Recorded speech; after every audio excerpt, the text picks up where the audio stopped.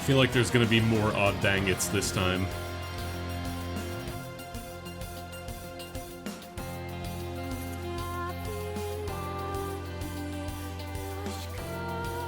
Because I think the last time I did this, it was during one of the galas, which is double SSR rates. That just ended this morning, I think. I was kind of hoping it would last long enough for today, but they got the Valentine's characters on Boost now, so... Problem is, Boost is not double SSR rates, so we're gonna be probably not as blessed this time. I'm still a little mad because last time I got Grand Percival, and he's still one of the best fire characters in the game. And that was on my quick little 3-hour burner account.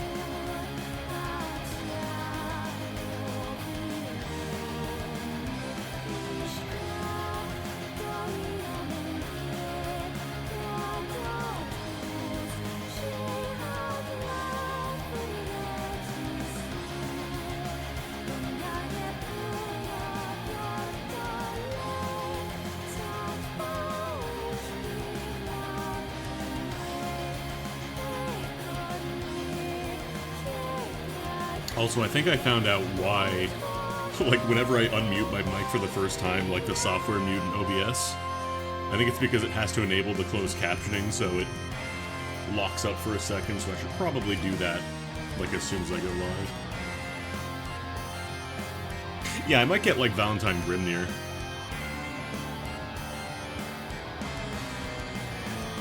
That'd be cool to get the boy.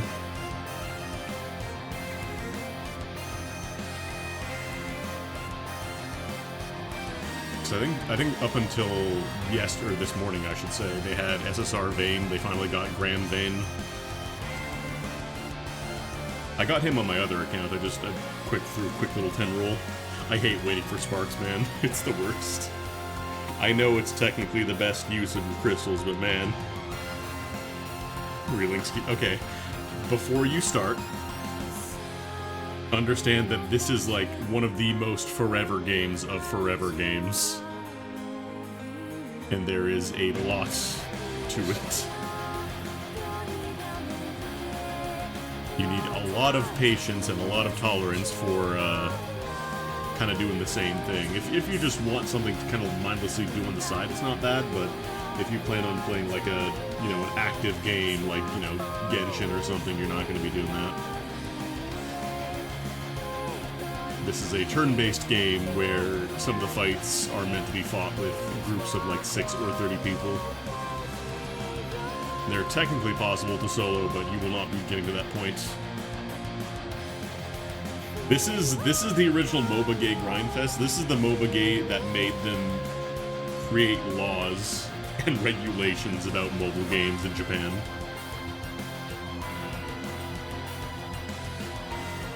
If you've ever played a gacha game with a pity system, it's probably because of Granblue.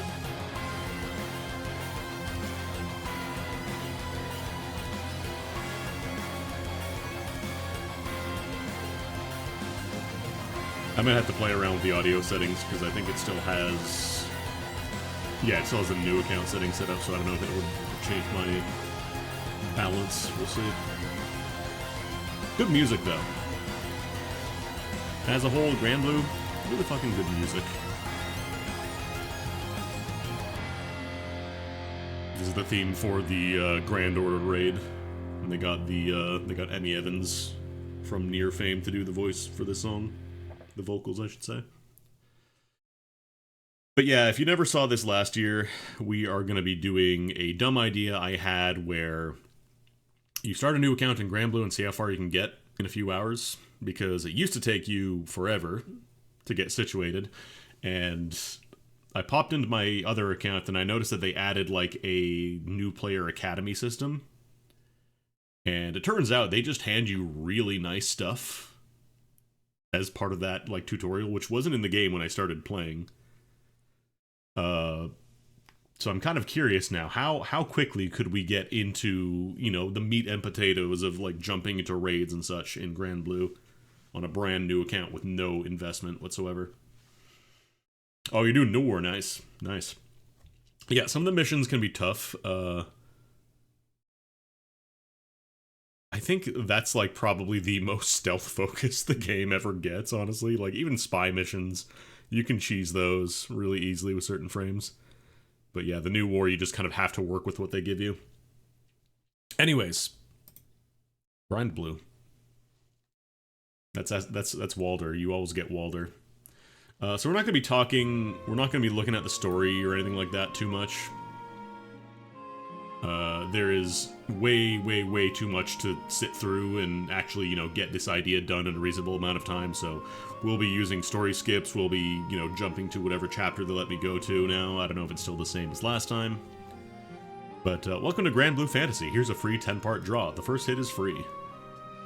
The reason I have the wiki open here is just because Granblue is like a very phone-oriented game, so you can't really stretch it out horizontally. So I just figured we'll keep the wiki handy in case we need to look stuff up. Because they got this thing now, the Knick-Knack Academy. Alright, let's get our first hit of dopamine, gamers. Welcome to Granblue Fantasy. Here's a free 10-part draw. I don't know if this works on the current banner, or if it is just like a special one. Who's even on Wait Up? Sidal Valentine. Valentine Sandy. Valentine. Actually, I think Cassius Valentine's also really good. I don't know if Sidal. Is this a new unit? I think Sidala Valentine is new, actually. What's their deal?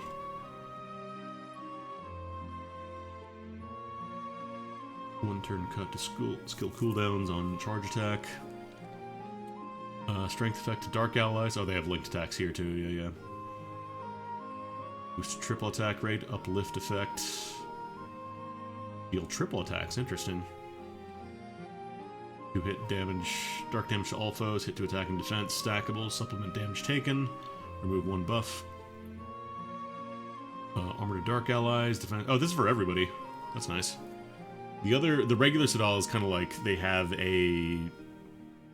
I think they do like a substitute dodge all, which is nice, but it's not like, you only get to use it for 1 turn, whereas here this is multiple turns, so this is a little easier to use. Always deal multi-attacks, that makes sense. Supplements normal attack damage. Normal attacks deal 2 hit damage to random foes. Mission Chocolate activates after normal attacks. Oh, so you always do like a debuff whenever you attack. That's pretty cool. On Chain Burst, Tide of Chaos, Magic Tiger effect, Green effect Sidala. Soon upon next link skill used to activate. Okay, so yeah, it turns on both link skills. It's kind of like their other normal version, I should say. Oh, that'd be sick if we got them. I don't think we will, but we'll see. Alright, so we get 1 free... Hello? Here's a free 10-part draw. Let's do our free 10er.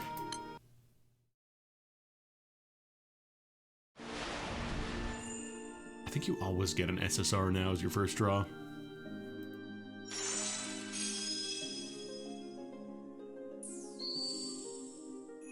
Honestly, it's kind of funny. All these weapons and summons are going to be useful for a little bit. So in Granblue, you don't directly draw characters, you draw for weapons, which, when you get that character's weapon, they join you.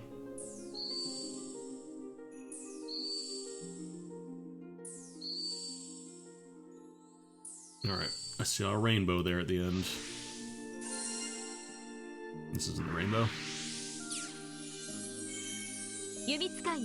And there's also different tiers of rarity. So there's rare characters, SR characters, and then SSR, and generally you're going to be using SSRs once you get established in the game. Oh yeah, that's I think this is a fixed draw, because yeah, you always get... I think it's actually the same character I got on my normal account.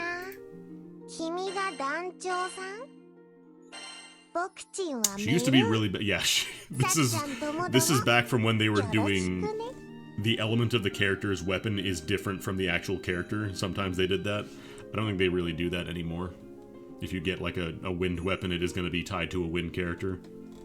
But yeah, I think this one's always fixed, so you always get one of a few different characters. But Malo's actually good now, with her level 100 uncap.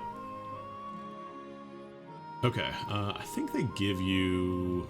I'm pretty sure they do give you like a bunch of free draws as well at some point. You might have to go through the tutorial a little bit more though. Yeah, I know these ones are fixed, like the group of 5 there, but I think they also give you... I think you can pick one of the 6 grand characters, like the 6 story grand characters, once you're done with the tutorial stuff. Alright, so let's throw her in the party real quick.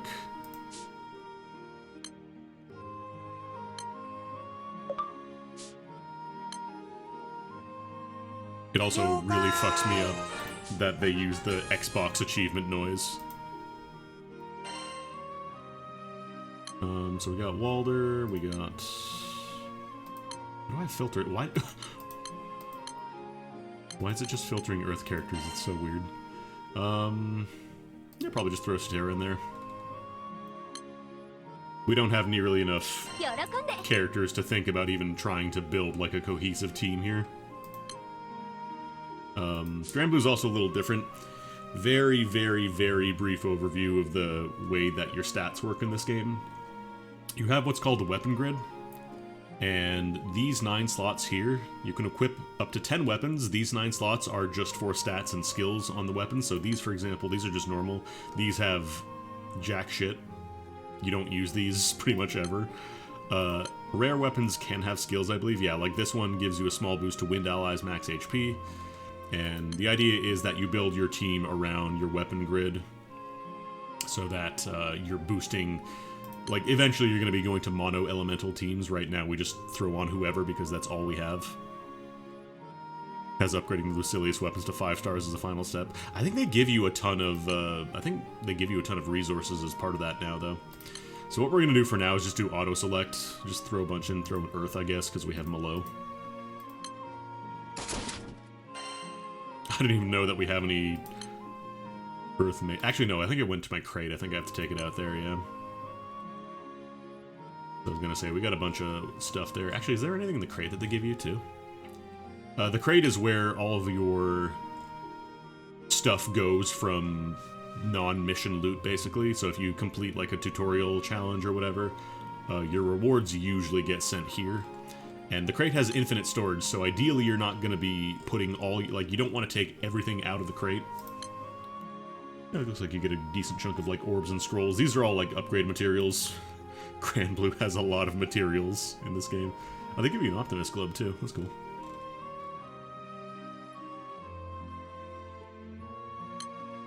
And then these are what we drew just now, so let's pick them all up.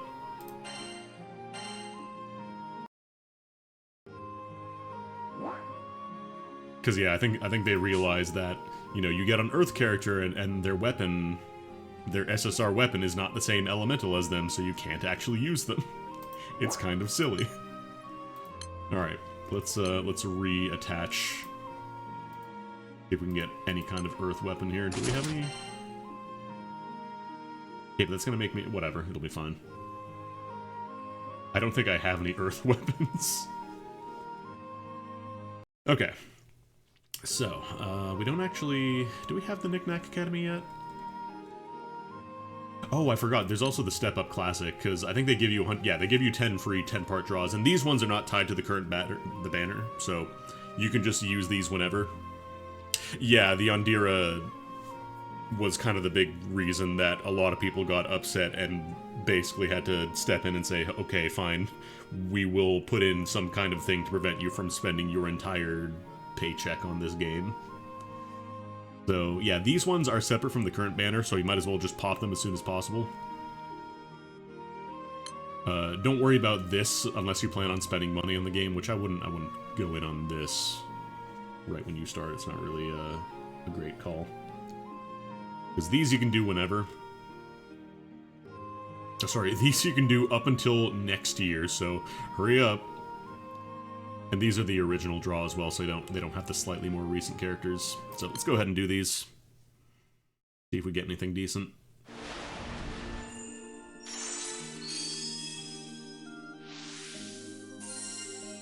Wow, a white flag. This will at least give us some decent weapons to start with. Actually, I have the summer version of her, which is actually... She used to be really good. I think she's not quite as good now, because... It's a lot easier to get your team fully charged up, ready to go. Loin!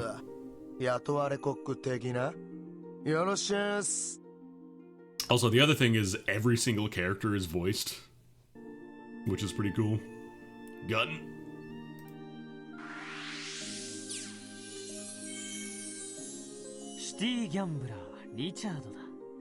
I think Richard is considered the worst character in the game.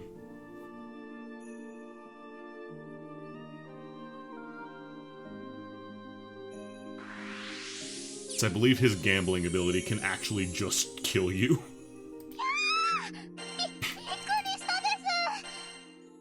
Why is my gacha screaming at me? So we'll just knock these rolls out real quick. You're gonna see a lot of these, because anytime you get a new character, it shows you like this little joining your team cutscene.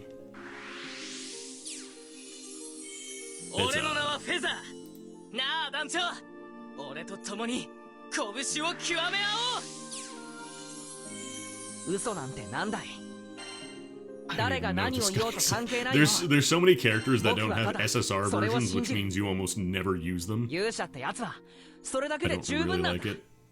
Actually, can I turn off the, Sorry, I'm looking over at my window on the side there, and it's showing the green is getting filtered out to chroma key. We don't need that. Let's turn that off. I wish you could... I think you can maybe filter out that specific color of green so it doesn't get caught by chroma key. Oh, got a rainbow. Gun? Who's this? Silva.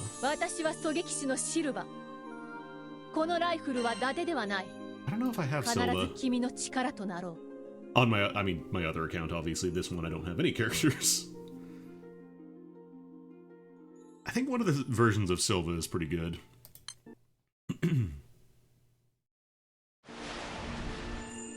Oh. Okay. If the rainbow doesn't show up at the end, like if it's not a line of rainbows based on how many you roll, that means that it's either a dupe or a summon. There are rules or not? That's Matera, I think, right? Oh, maybe if it's a new character, it always puts them at the end, regardless of whether or not it's ordered by SSR. Because that doesn't normally happen once you get, like... There is a relatively small amount of rare and SR characters in the game. Once you roll them, like, you're generally going to be caught up. You're not going to be seeing new rare and SR characters outside of, like, the holiday ones. Who's this dude?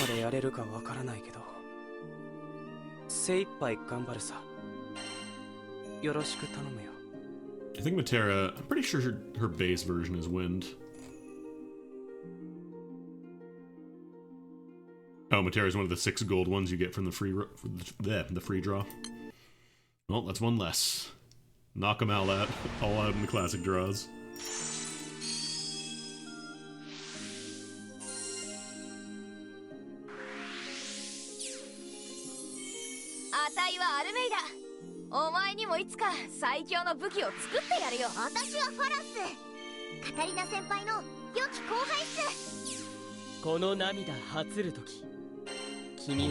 All these poor SR and rare characters that never really got... Actually, did Farah get a higher version? Let me see real quick. I swear I saw, like, SSR Farah. Because the nice thing is the wiki is really good. Oh, it's one of those combo things where it's not actually her own character. But yeah, any character you look up in this wiki, they'll show you any alternate versions of them. Because some characters, looking at you, Vera... Which version of Vera did you mean? Dark Vera? SSR Dark Vera? Earth Vera? Water Vera? Light Vera? Wind Vera? Fire Vera? Another Fire Vera? And I'm pretty sure Zeta has a bunch of different colors as well. I think she has every elemental at this point.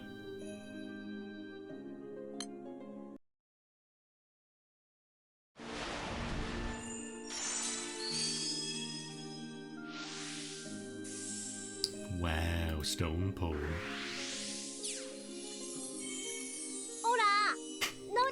With a sassy lost child. Yeah, this Vera, the promo one, you're not going to be getting unless you... I think you need, like, a credit card in Japan or something. Like, I think that's how you got her. Or you could use the Zero Pick ticket, which, like, why would you do that? Pretty much all the promo characters are kind of bad because they have not been touched since they were introduced. They might have been good in, like, the very first few years of the game when they were first introduced, but now it's just like, just do not.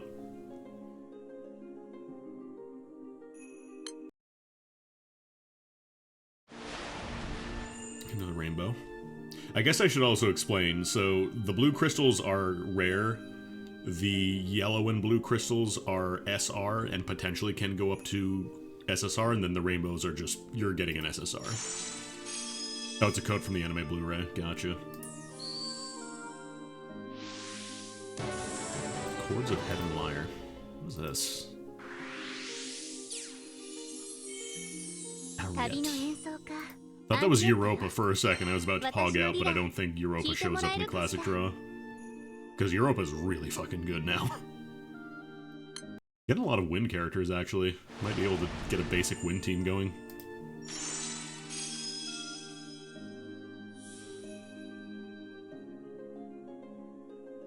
Oh, she is getting a 5-star? There you go. Oh, nice, Kaguya. Kaguya is not like a really strong summon for damage, but you can farm items with her a little easier once you get your teams established. Oh, is Europa Grand? Okay. So yeah, summons are... they're not characters, at least.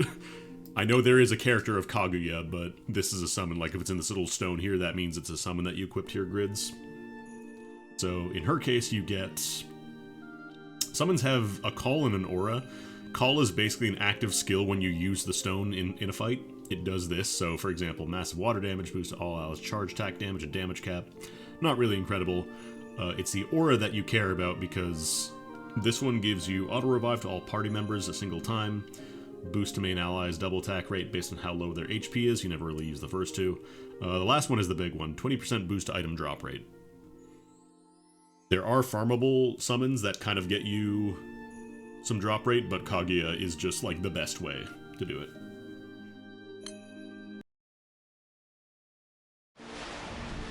So yeah, this is the one that can potentially become an SSR if you're lucky.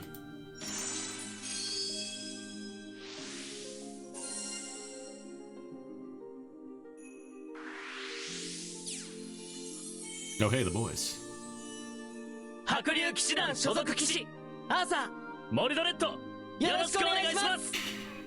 They rehearsed that speech.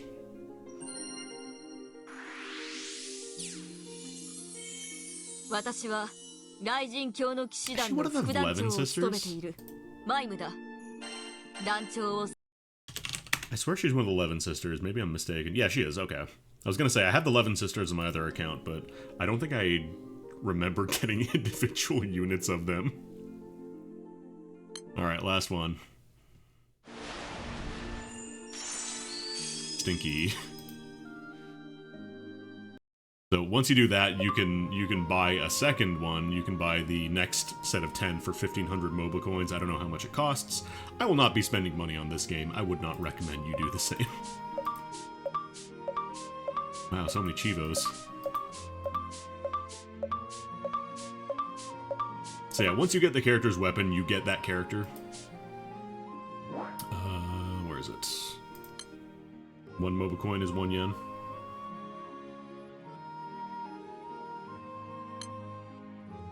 Let's filter by SSR. Let's see what we're working with here, because we can get a decent little win team going here.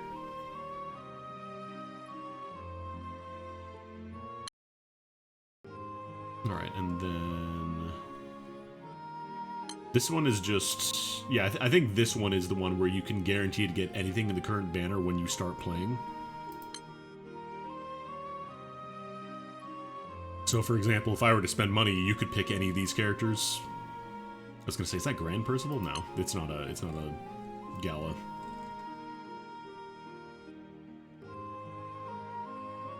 $1,500, $15. Eh, I don't know that I would do that on Classic Draw, if I'm being honest.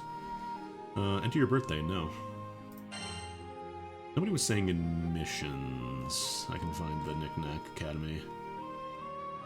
The handbook? No. This one has been there for a little bit, but I think the Academy is fairly recent.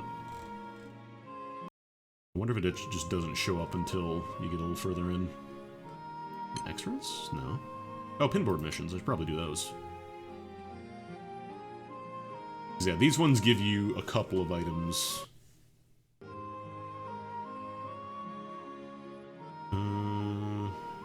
Oh, here it is.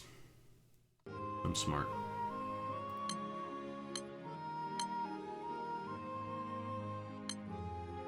Favorite emission. Wow, you done it.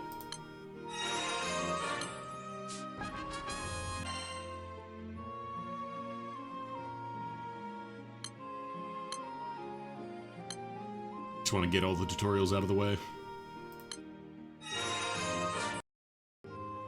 Alright, cool. So, I think you can skip the story up until... No. I think you have to get like a couple chapters in, but once you do that, you're good to go. Alright. So we're not going to bother with going for a specific elemental... Actually, I guess I could take out my SSR weapons. Who's my favorite Granblue? That's a good question. I do like Grimnir. What if the God of Wind learned how to interact with humans by reading manga and reading, like, plays? Let me switch to SSRs. Also, sometimes he fucks up his line even in the raid fight where you're battling against him, and it's great. How do you filter? Can you not filter by... I don't want to pick up everything. I just want to get my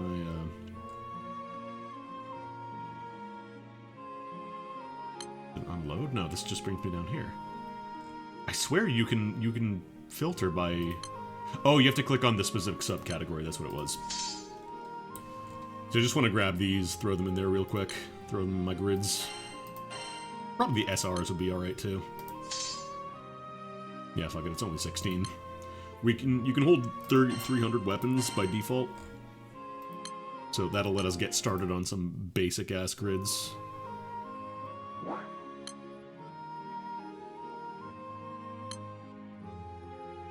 We'll just do wind. Why are we not? I guess it doesn't really matter too much. And then we'll throw in.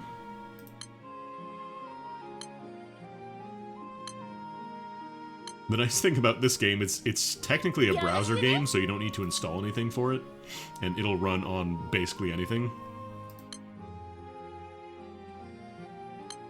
I don't know why it keeps filtering my stuff out.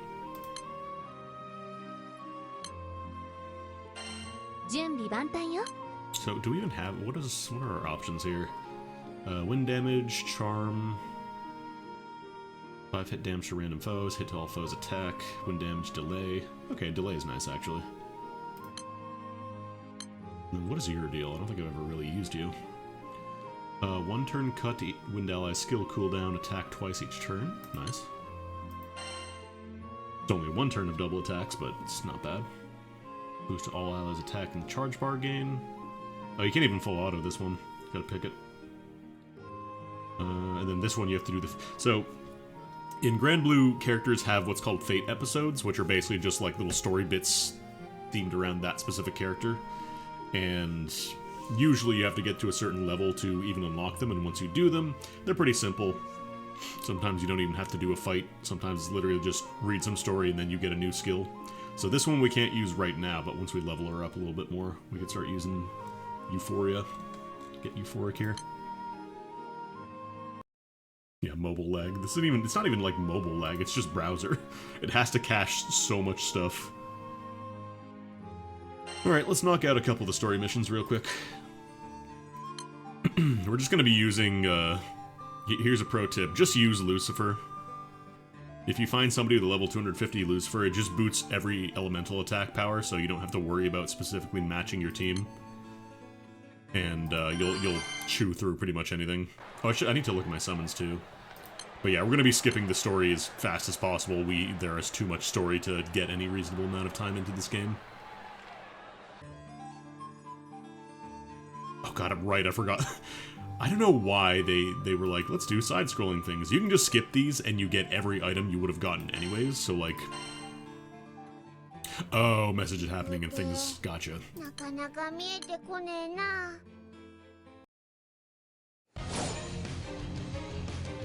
Yeah, you can turn off the side-scrolling thing eventually. Alright, so very brief tutorial in Granblue. Elements beat other elements. Water beats fire, fire beats wind, wind beats earth, earth beats water, light and dark beat each other. And every character's elemental is locked to whatever they have when you drew them. So, for example, Matera and, God, what's her name? Harriet, I think. They're always going to be wind.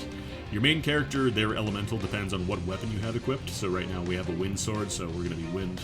But if I were to switch to like the dark axe that I drew earlier, it would be dark elemental. You start with a skill that just gives you instant charge attack. It's alright, but you're probably not going to be using a ton of it later on in the game.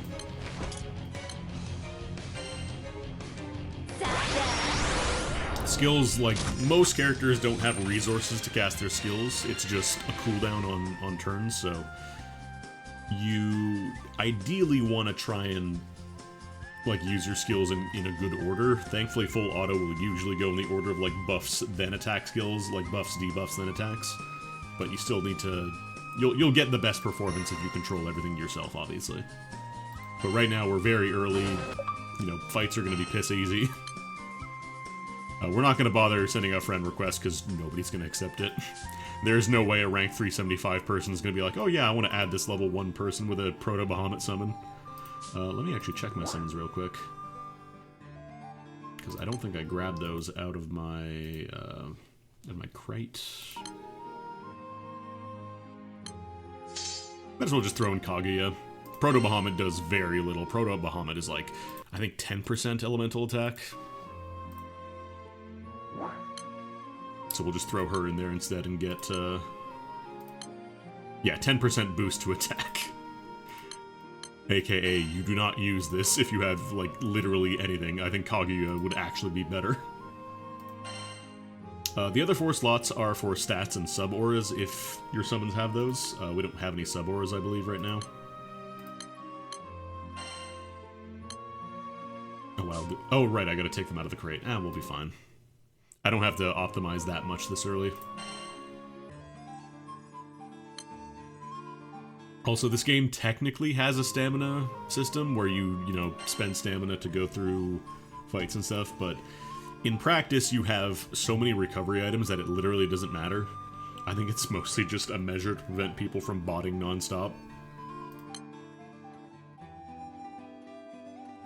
But yeah, for all the, like, opening chapters, just try and find a Lucifer, or, I think max level Bahamut is also 250%. Or 150, yeah. Bahamut's also the same, but he's more, like, offensively oriented. More themed around summons, where Lucifer just kind of does a little bit of everything for your team. You get a 50% boost to max HP, auto debuff, and then you get healing as well whenever you use him. Like, we could probably just one-shot anything with just using Lucifer straight up.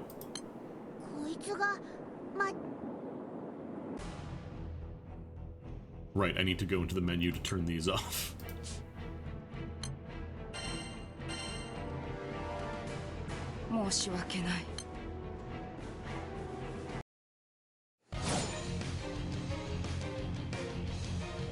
Yeah, the other nice thing is that with your friend summons, you can just call them immediately. So I can press the Lucifer comes down from the heavens button and we'll melt everything.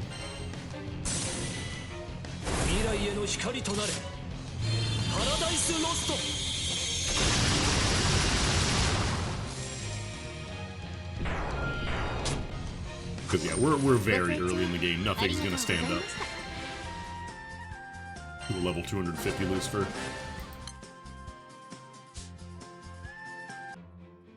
Actually, let me turn off the side-scrolling bits because you really don't need those. Oh right, classes. I forgot those exist.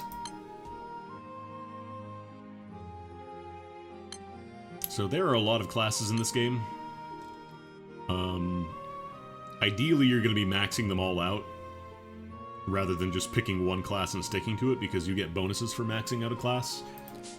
These ones... Oh, we can't even look at them yet. So we can switch over. Every class has a specialty as well. So for example, knights use sabers and spears, so you can't use off-class weapons. And your skill changes from instant charge attack to 50% elemental damage cut to all parties. This is pretty useful for specific raids. Certain attacks can be really, really mean. God, the early art style is very, like, nobody had noses. You can tell when they started changing the art style as the game went on.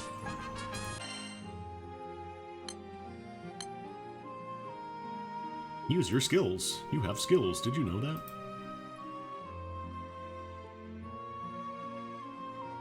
And also, once you learn a skill, like once you master a class, you can use their sub-skills on other classes. So, for example, we don't have any right now, but eventually, like, we got, what's it called? I think Dark Fencer is the one you generally go for first because it gives you Miserable Mist, which is a pretty reliable attack and defense debuff that hits all enemies. I think they did get some of the artists from, like, you know, a lot of Square games. Thankfully, we don't have to change our weapon grid because we're knights and knights still use sabers, so we don't have to change out our weapon. But if we had switched to, like, monk or something, they don't use swords, I believe, so you would have to switch to a fist weapon. Don't worry too much about all the text here, like Light Thunder and Zion weapon skill, Light Thunder, Knight Code. Just pick Lucifer for now. We'll worry about grid building in a little bit. I forgot to turn off the side-scrolling thing again. God damn it. Do they even still do that, or is that just gone now? You also get a unique sprite for every single class, which is cool.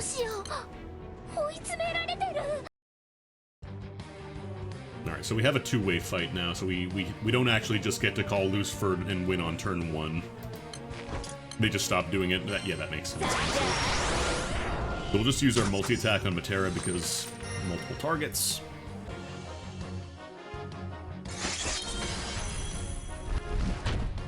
That's a griffin. Hey, Lois. You can do it, and we'll use a summon if need be. Oh, we'll use a summon.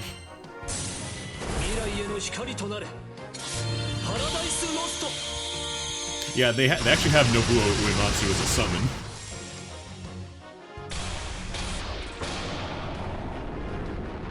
I believe he's one of the farmable drop rate booster summons, which is generally recommended to go for if you don't have Kage already.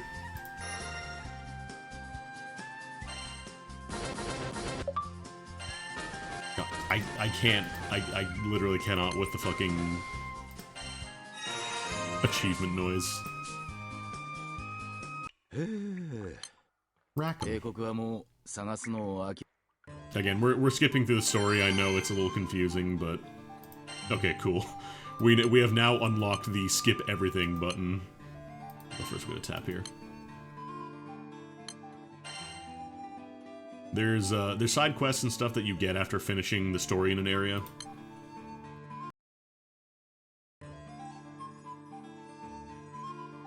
So for example, we go back here, there's a free quest. Usually the early ones are for, like, you get some crystals, which is alright. Eventually you're going to want to do them just to build up your crystal stock, but we're gonna...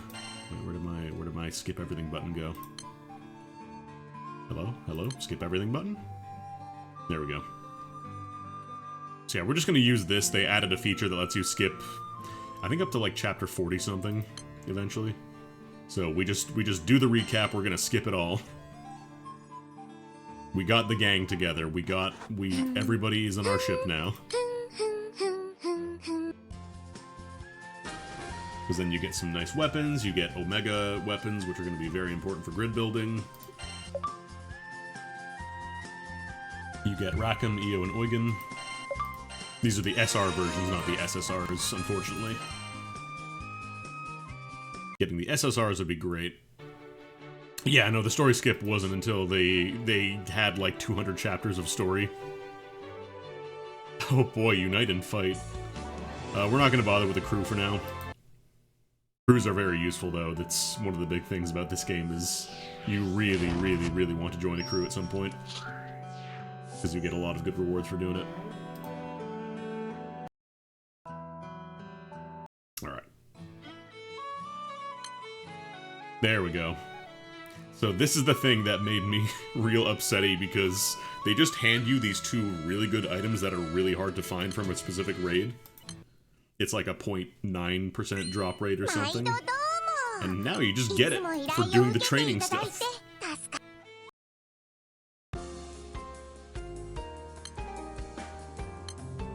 Alright.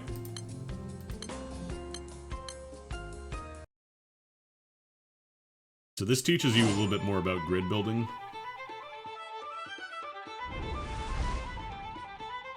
We're just going to skip the tutorial because I can explain it better than going very slowly through the game. And rank 11.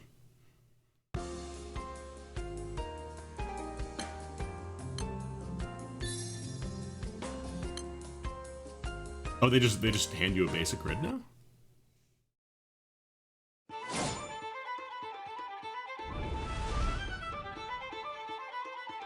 Oh, they're teaching you about the full auto. So you can do full auto in this game. Just have your skills automatically go off. Also, I guess they just hand you a bunch of mules here, I guess. Sure, why not? No, I want full auto quick something. So yeah, your team will use skills automatically in order from left to right, and they'll go in the order of like buffs and debuffs, and then use attacks at the very end. So it's pretty smart about how it does skills, but at the same time, there are certain things that just don't really work well in full auto.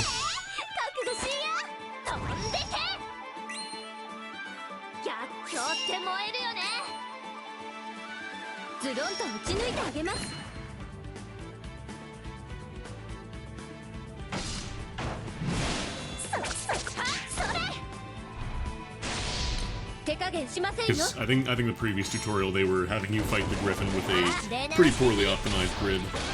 Probably what we were running with earlier, honestly.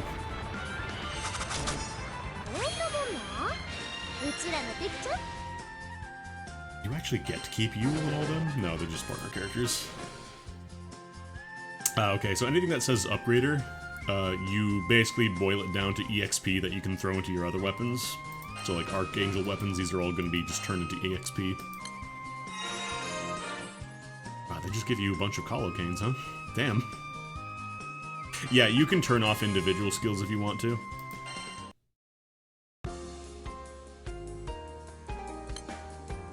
Okay, cool. So, do the 10-part draw on the new Skyfarer. Wait, I did that already. Oh no, don't tell me I fucked myself up by doing that. Oh no, this is a separate one.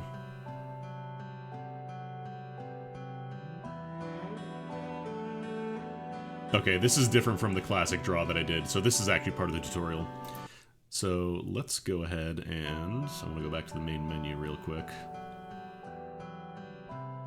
That's right, co-op exists in this game, I forgot. Co-op is different from raids because they're like bespoke instances that you create rather than just picking a raid and then calling for help. Are those in my crate, though, is the question. No. Oh, fine, Jesus. Some of the flow here is very strange. Like, okay, go play co-op, but first put it on your home screen. Like, why don't you just put it on my home screen then? Why don't you just start with that? Okay. You don't actually have to play co-op. I'm gonna go to my settings real quick, because I do need to change a couple of things. This is a battle. To a small skill queue. We want that on. We'll just keep skill effect on for max. Fast battle speed. We're just going to keep summon animation at regular speed for now, or you could do fast or even just skip. Change the location of chat stickers at the play. Oh, it's just right side, I guess. We don't need the live battle feed. Don't want the skill usage notification. I don't want to see backup request every time I start a raid.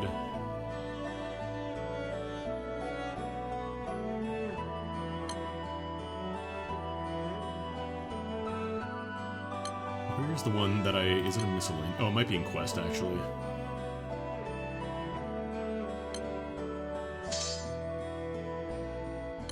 They just set it to 200. The really nice thing is they actually added...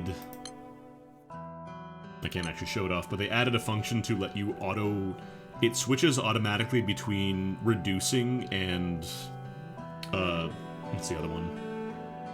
Reducing and converting to stones. So that way you don't have to, like, manually switch between getting, you know, skill level materials and stone materials. You just automatically does it for you, which is really nice. Party auto select. Just leave that on for now, I guess. Placing character, selectable items. Oh, this is just to change the filter when you switch. I'll turn that off. Display or hide the notification that appears when your monthly usage of MOBA coin exceeds a certain amount. Wow, you're so kind, Granblue. I don't want to see that.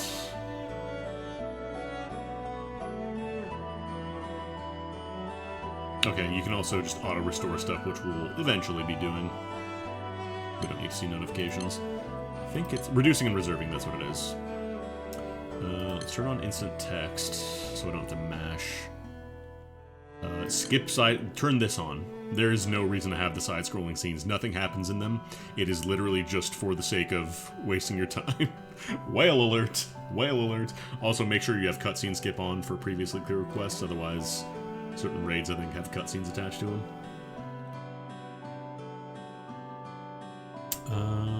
Some skill, or, that should be fine.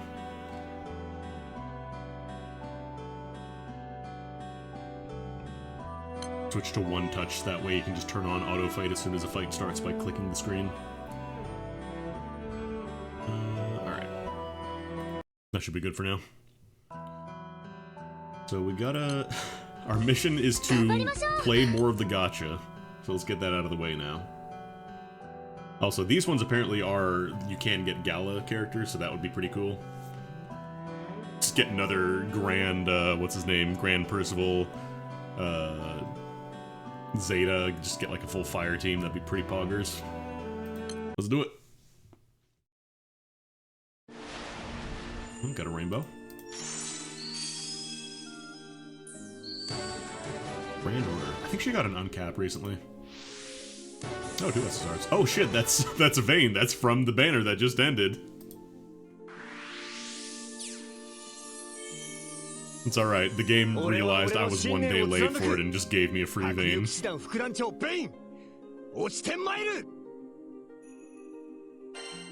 That's actually a full win team there right off the bat. Vayne's a really good defensive character if I remember correctly. He takes hits. And also you'll see specific items are grand. This means that they can only show up during galas, basically like the festival equivalents like Godfest if you ever played Puzzle and Dragons. Usually, like, grand characters will walk to that. You can't get them outside, so it's usually in your best interest to try and wait for these festivals to run before you start drawing. I mean, Vayne isn't... I don't think he's gonna be, like, an incredible character. He's good, but it's not like drawing, you know, Grand Percival, or, like... any of the Archangels or whatever.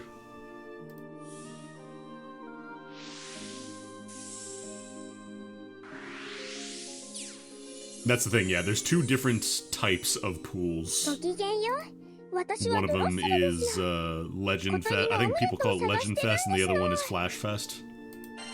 I think the English version, they just call them, like, Flash Gala and just Gala, I think. I think I actually have SSR Drusilla on my other account.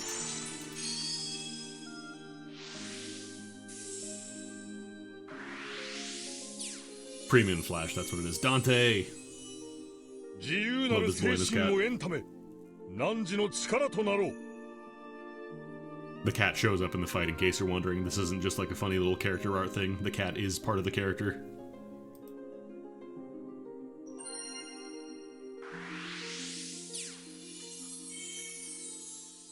Shao と言います。しがない薬売りですが、どうぞよろしくお願いしますね。Any character like this, where it's just like, they have kind of like a green cape and like a dark armor, I just assume that's a year 0 character. The character that's an actual cat. I have both of them, and they're actually I think Grand EWR is really, really good. She's still considered like one of the best wind units. I use her pretty regularly.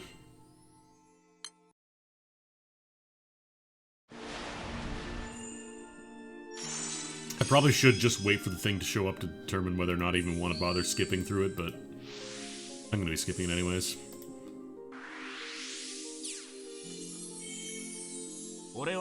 Who?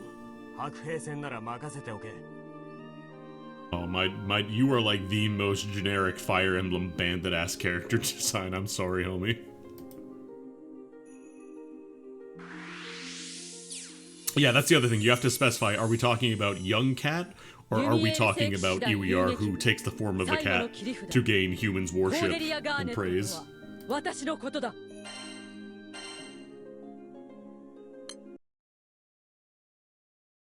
Come on, just give me a couple top tiers as a little treat. Come on, I'm a little guy.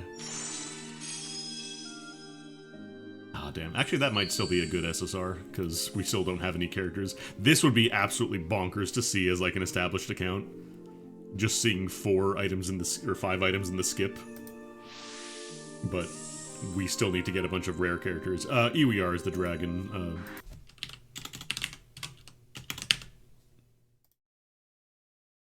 This one. This is one of the 6 dragons that you can fight as part of the raid, and she turned herself into a cat. Because she realized, oh, humans adore cats, that's how I can get their praise and affection. Night Bell. Lunalu. Lunalu can do some weird stuff, like she duplicates character skills, which can be useful for specific purposes and strategies.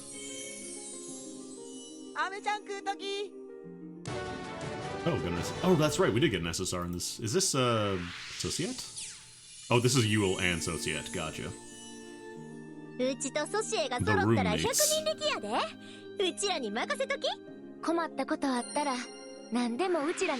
But forget about them, we're here for, what's her name, Predator? Yeah. I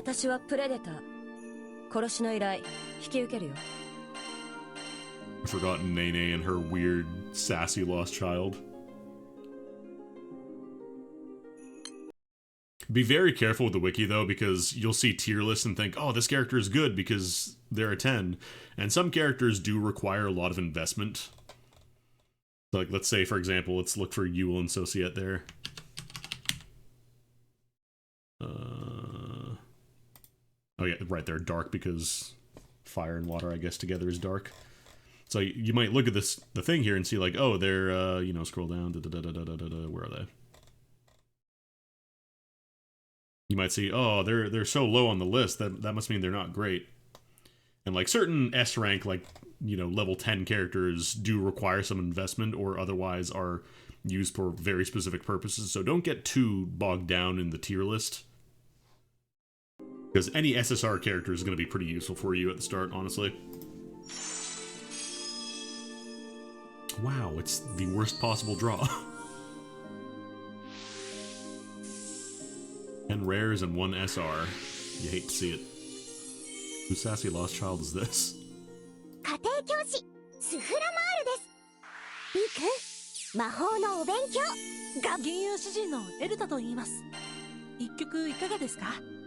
Yeah, wow, this is the worst possible draw you can get when doing a 10 draw.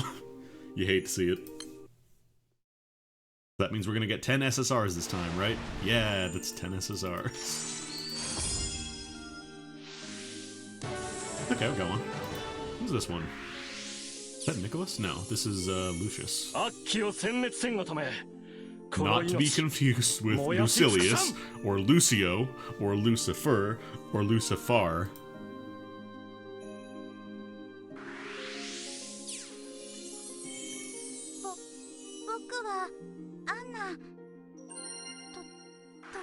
Chuckles.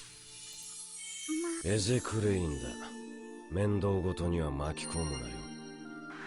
the orders of SSRs and all that, it's gonna be fucked up because we don't have, like, any characters. Oh, Birdman. I use Birdman a lot when I was boosting up my win grid.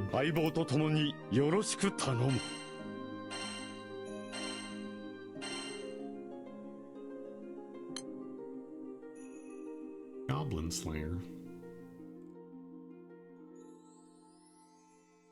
Alright, 3 more. Come on, give us all the SSRs, give us all the Grands, give us all the good shit.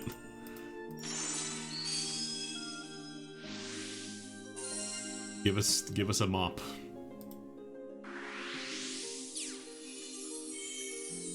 Oh god, I forgot about Claudia's golden gauntlets. It was a good Fenfel. We're doing the new account thing in Granblue again, except this time they give you a lot more stuff. Oh, that's right, I forgot about Cliff.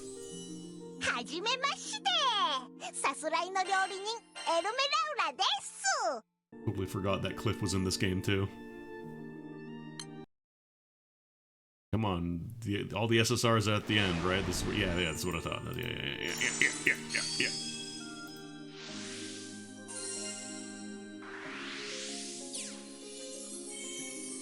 私はミラオル傭兵よシェロカルテの紹介といえば信頼してもらえる Is that a Rulamaya? No. Oh, this is the other SSR from the previous banner. The game heard me saying, "Oh, I wished I had started this stream earlier so I could roll on the banner," but turns out you just get it anyways.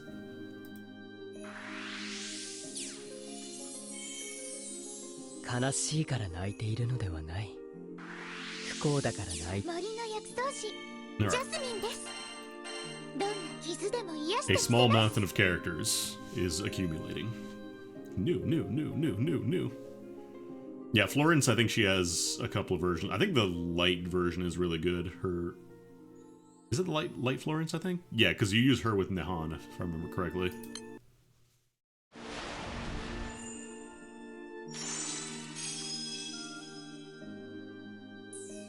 Well, not the best rolls, but that's fine.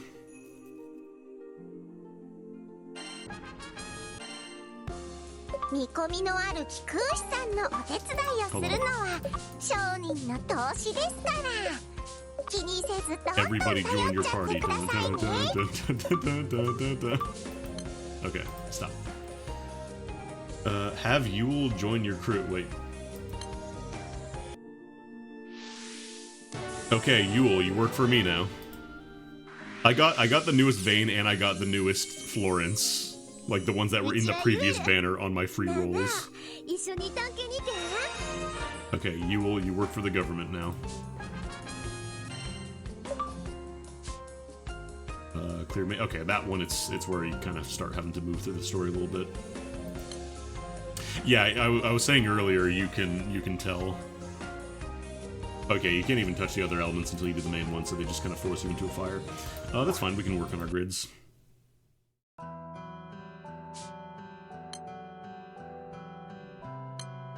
Let's just pick up our stuff.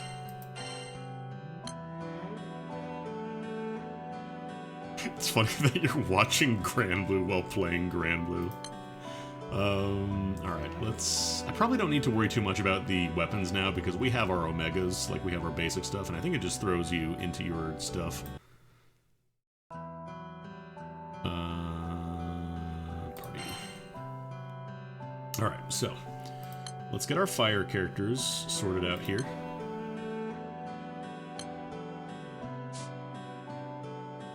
So we got Yule, we'll throw her in there. Then we'll do a filter on fire because you do want to do mono elemental teams for the most part. There are some edge cases where you can get away with using like non-off element teams, I guess, but generally you want to stick to the one element. God, look how basic these skills are. Deals fire damage, poison, deals fire damage, heals, boosts attack. That's it.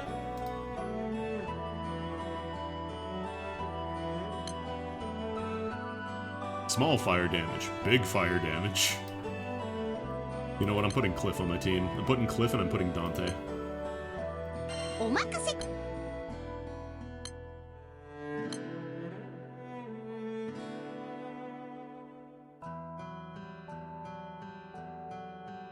You can't even use the unleash skill. You have to do his Fate episode. That's funny. Hi. I'm actually gonna swap order. Oh, that's right. I forgot about the sub slots as well.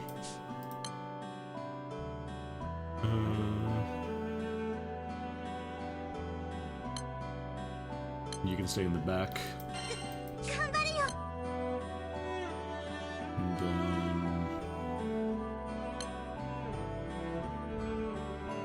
And we get Viceroy, why not?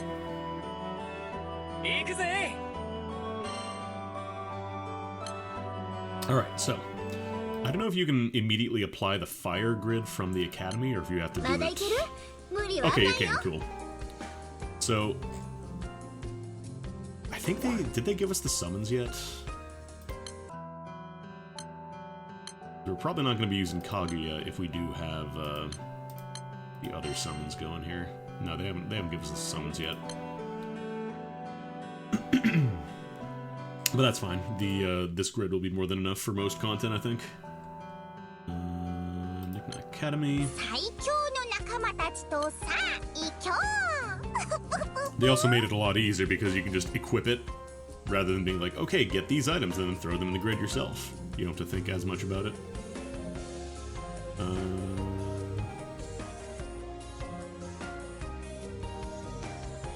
Oh, they want me to switch the characters too. No, I'll just do weapons. Although I do need to change my... Did it change my main hand? I think it still showed me as wind. Oh no, it did switch. Okay. So, these guys here, anything that says Omega is usually going to be pretty important for building your grids if you're not spending money on the game, which I would not recommend you spend money on the game again. It is a very deep pit. Because these have the skill Iron Flame's Might. And they have little Omega marker on them. So it's going to be very important to remember that. If we go to a quest, let's go start working on the main story again.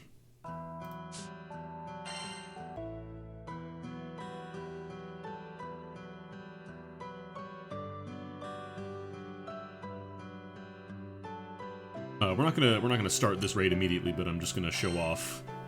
So if you look at the summon list, you might notice this guy here, Colossus Omega.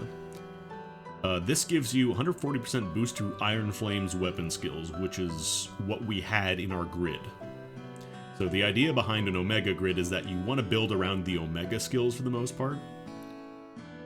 And anything that says Iron Flame means it gets boosted by this summon. It gets boosted by 140%.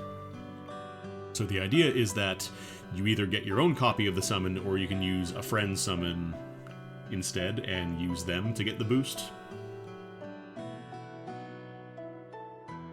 And it gets a little more involved than that, but that's kind of like the simplest way to explain it.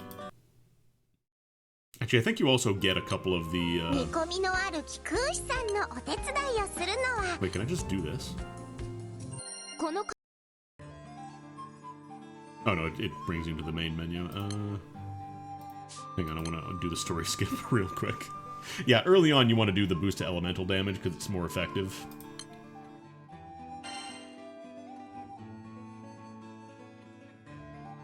Alright, cool. We have skipped like half of the, or a quarter of the story now. We get a couple more Omega weapons, you get all the wonders you get for doing those. It took them a long time to actually give you, like, good information, and I still think it's kind of obtuse. They don't really like, the problem is, a lot of stuff in the game is just kind of like, oh, big boost to fire allies attack. How much? Don't worry about it. We're not going to tell you on this screen. I think there is a way to see, but I believe you have to be on, like, the specific party screen and look at, like...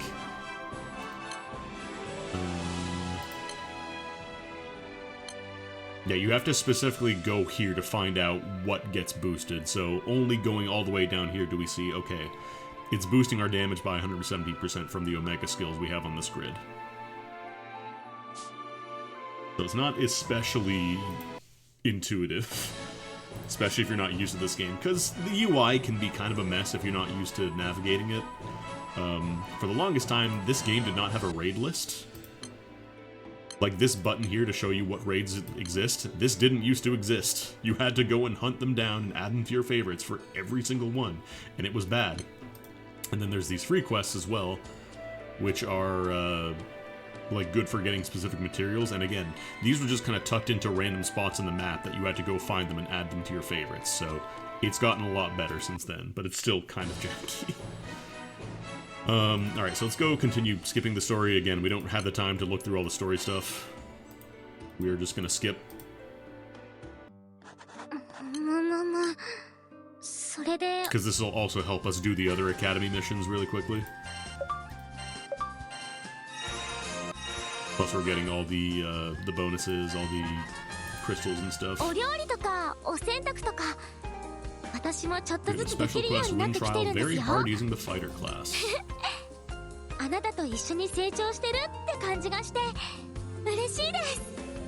Oh right, because I switched to knight. We'll just switch back to fighter then. Like I said, eventually you're going to max out everything. Wait, I am fighter. Oh, it's probably telling me because it wants me to change my characters. No, Dante's fine.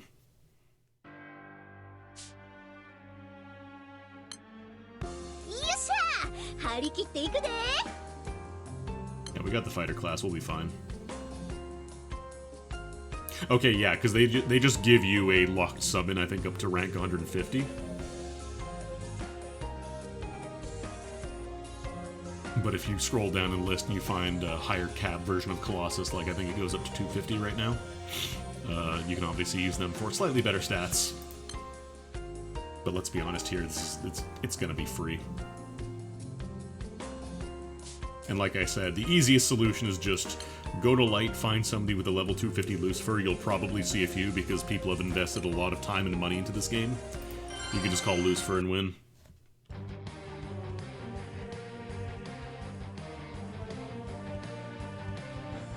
For all the work that you put into building a grid and matching all the skills, Lucifer's just here. He's got your back. You have an, oh, you do have an alt target. Cool.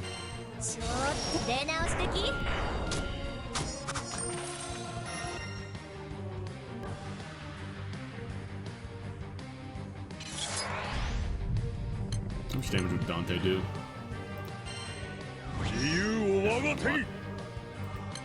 Is this skill? Is that heal? Yeah. I also like how every character has a little, like, ready to use a skill animation.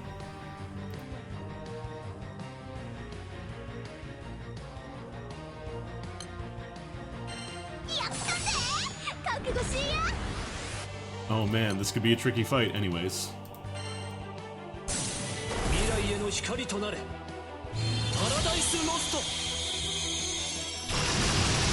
He might survive. No, 330,000, never mind. He will not survive.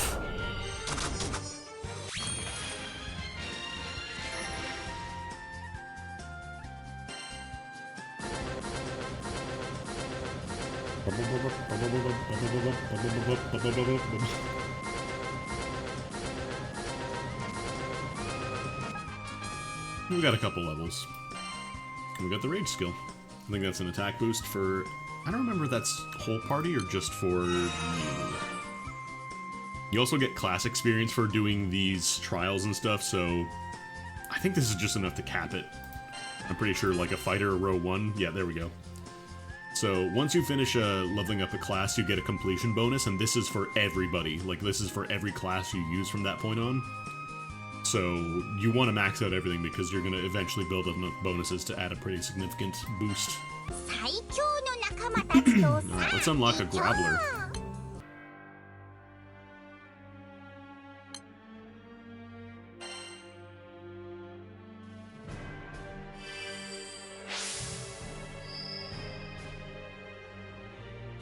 God, this screen looks so crusty.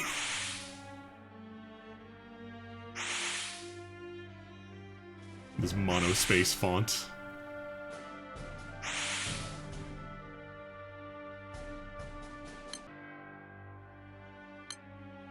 I wonder how possible it would be to like make a new account and get Beelzebub fully capped as a summon.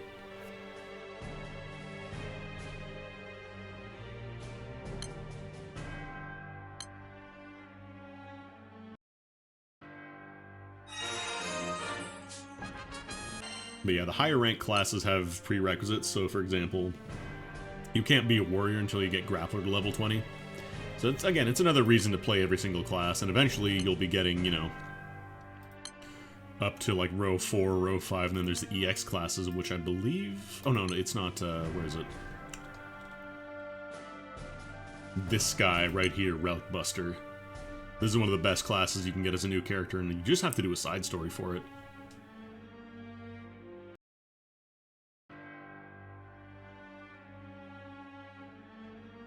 Alright, let's go back to the academy, see what we get. Here. Oh, we're just doing Sagittarius immediately, huh? Yeah, you know, we'll just save party. You can go in slot B.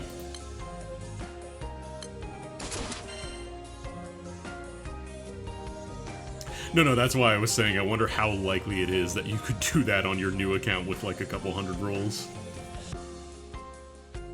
Can he show up during the the legendary fest or the new player 100 roll with leg fest stuff on it? Is it allowed?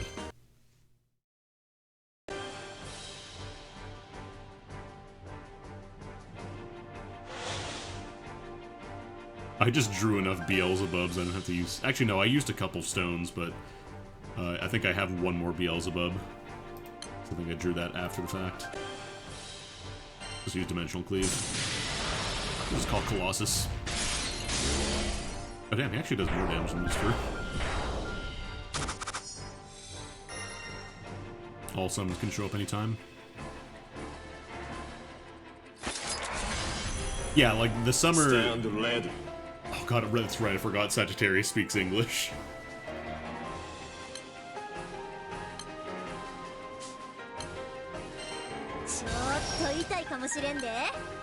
Probably should be using Rage first. It's all attacks. Stan Waddy. Oh, is it the main character? Hell yeah.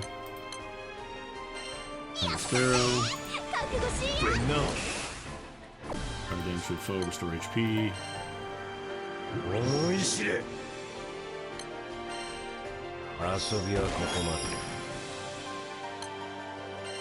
Bullseye.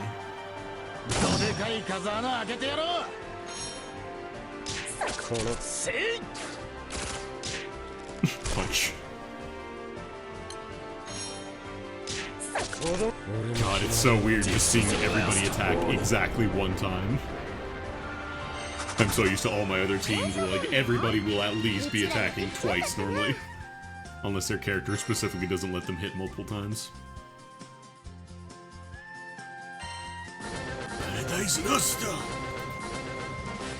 Alright, cool.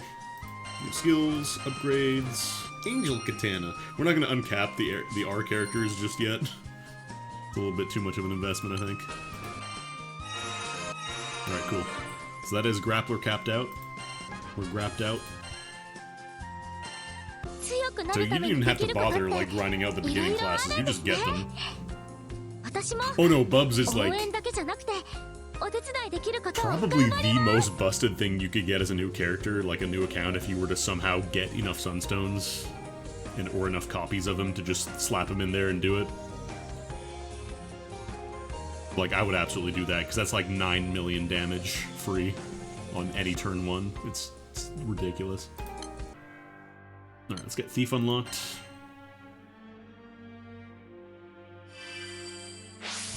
Wow. Ah, Bounty Hunter. So Bounty Hunter is a status effect that you can put on enemies to increase their drop rate. A lot of people will run just like as a farming setup, they'll throw Bounty Hunter on their main character skills, just slap it on there and get a slightly higher chance it drops. 200,000 rupees. Money in this game is rupees, by the way. For your Tiamat Showdown using Thief. Yeah, we'll just slap on the Academy parties in our second slot. Yeah, it's plain damage, so you can use it for basically anything.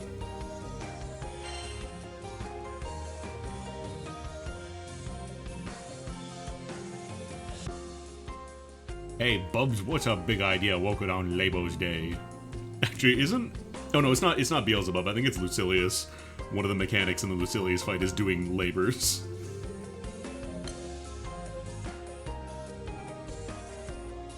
Yeah, I'll be fine with Kaguya.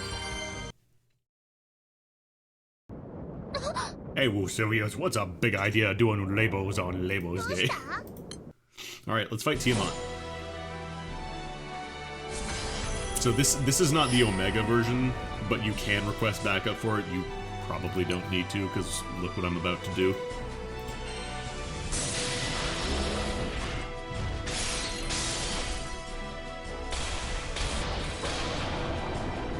Omega Tiamat is a new account character player. Would be a little trickier.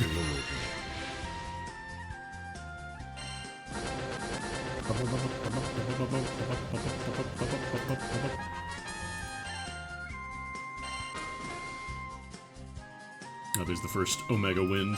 Well, I think we got a few Omega Wind items already from the skipping story stuff, but... Alright, cool. So now we can start switching elementals as well. Oh, we did. You think that's gonna calm her down? Calling the future strongest version of her elementally opposed summon to kill her in one hit? Yeah, I think she'll calm down. I think she'll calm down if she can speak afterwards. I know she can't speak. So there's one for every single elemental, so you can work on them at your own pace once you do the first one. So let's say we want to work on water, we can do that. The other nice thing is that a lot of requirements, like, they are backported. So for example, we did the 10-part draw, which means that every, like, stage 1 now will just give us a bunch of Omega weapons to start with. And you also get characters, so congratulations, Lily, you work for the government now. You also get the weapon along with it too, which is kind of nice. No, Tiamat whistles.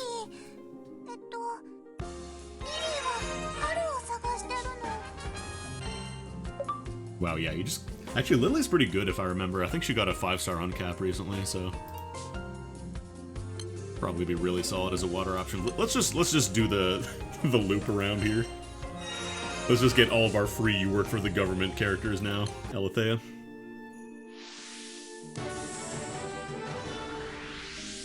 Rank 323, still user for firefights. Nice.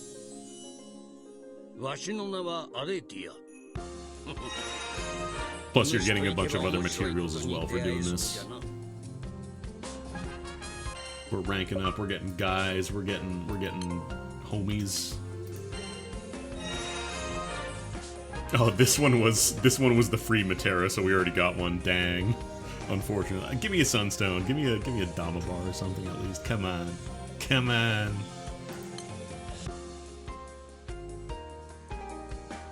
Oh, does he have a plane damage skill?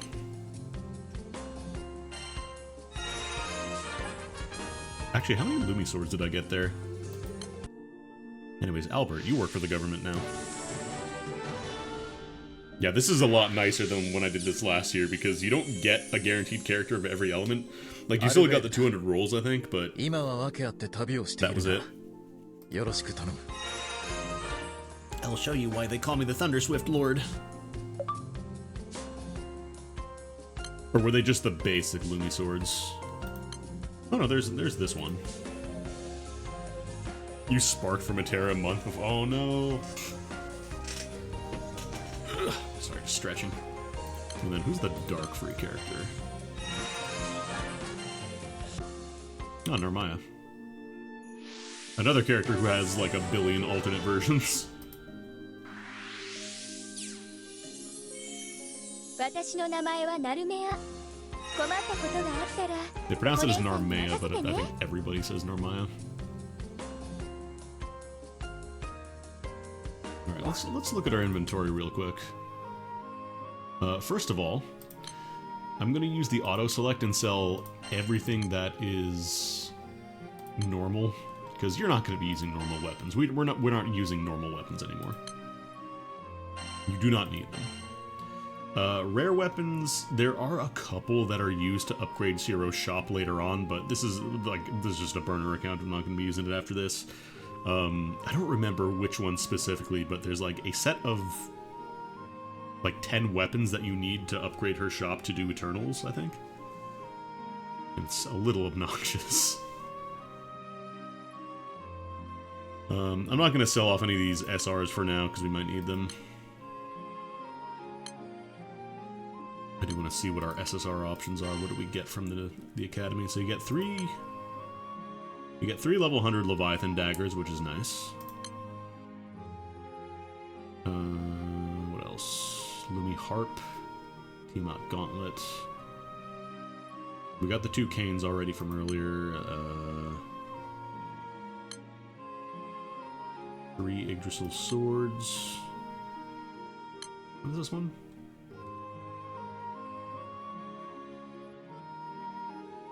They gave me a primal weapon. What the fuck?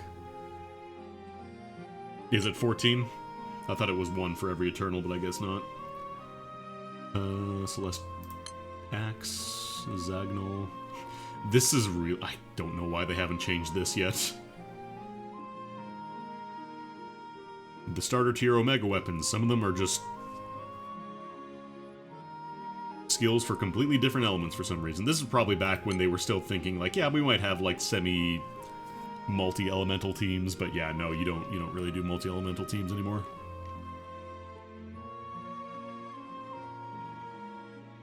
2 Tiamat guns, which is nice. Not all Omega weapons are created equal. Like the Luminera gun it's decent for attack power, but it has the Earth skill, which just makes it really niche outside of like when you're very beginning, when you're first starting with the game. And then these are all the SSRs that I drew from the beginning stuff, I think.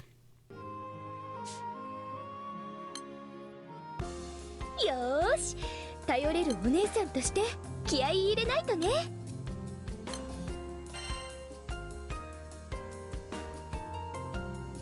Oh, did the game not release originally with the sword option? Yeah, they have the Magna 3 guns now, which are good.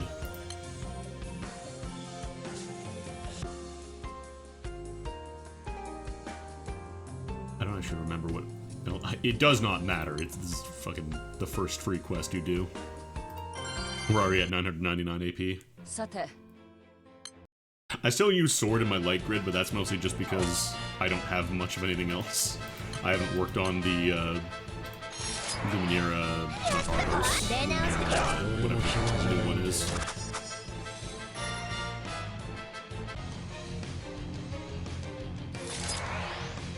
A huge bunny!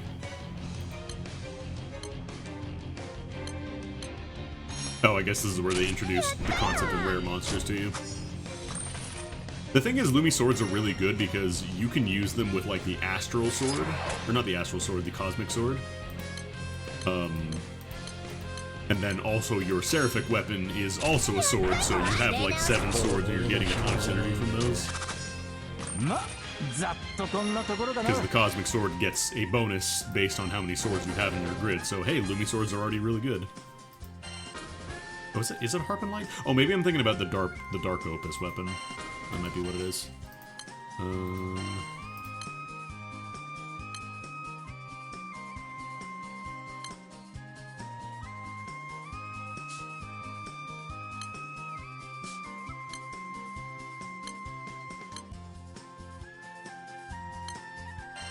Sorry, I just want to do the auto. Really? Yeah, we'll just auto sell all normal weapons.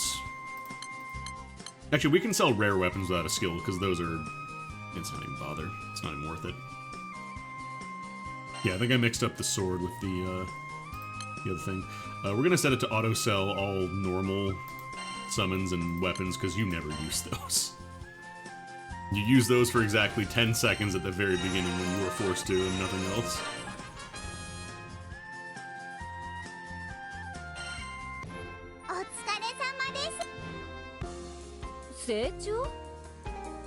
Alright, Earth Trial Fighter class, slap that on. We don't have any win parties, so I need to eventually get these lined up with the colors and stuff, but for now we'll just do.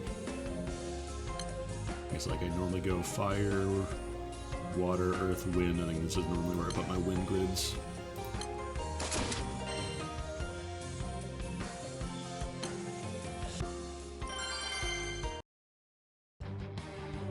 I need to work on getting the replicard weapons.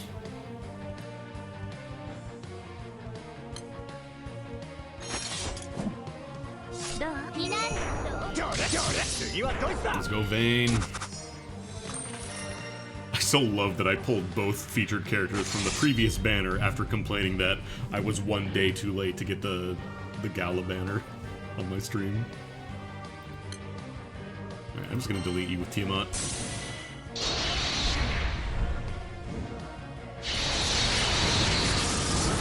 If that's alright with you.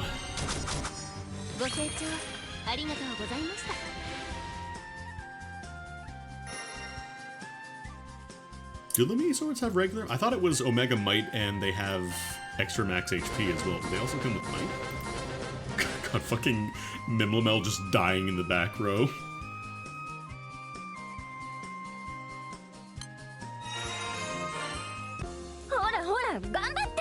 Alright, let's get Ranger. Rangers. Yeah, people were mentioning earlier I drew Ariette and I mentioned I don't think I might not even have her on my other account.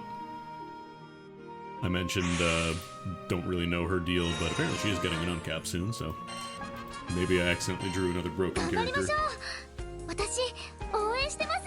Alright, Vohumana Showdown. This will be another one of the, like, Sagittarius, so this will be pretty free. That's weird, it actually shows you the extra. It shows you the extra indicator long before you can actually use that. 4-star adds a normal. Oh, okay, I gotcha. But yeah, like I said, don't worry too much about these. Like, you'll still be able to probably clown on any fight if you do pick this at the beginning as a friend summon, but like, these are for primal grids, which are kind of like the gotcha whale grids. It's a good way to put them. Either that or you have to have played for like literal years and years and years. You have any multi-target attacks? You do.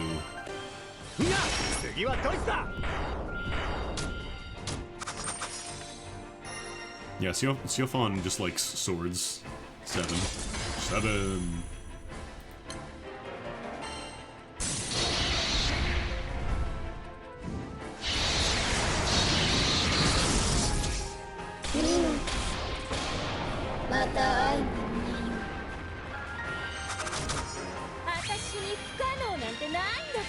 Because like the primal grids, I believe they are stronger than most of the Omega grids. Like the Omega 3s put it a little closer in terms of getting to like close the gap, but I think generally primals are like the strongest grids in the game. But they also require a silly amount of investment. Alright, cool, Ranger's done. You're gonna rush through all the baseline classes so quickly, man.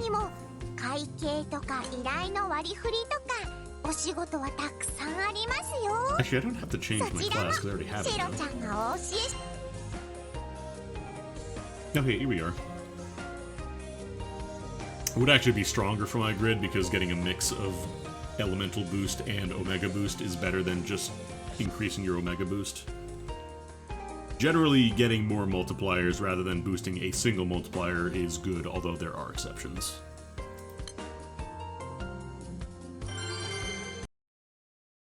You're not investing your money if you're going Omega, you're investing your time. Although you're investing your time anyways, this is a forever game.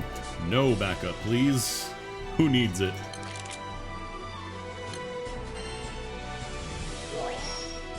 Let me get my 1 level of bounty on basic Yggdrasil.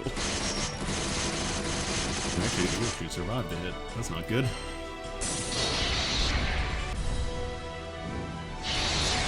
You get them for free, quotation marks.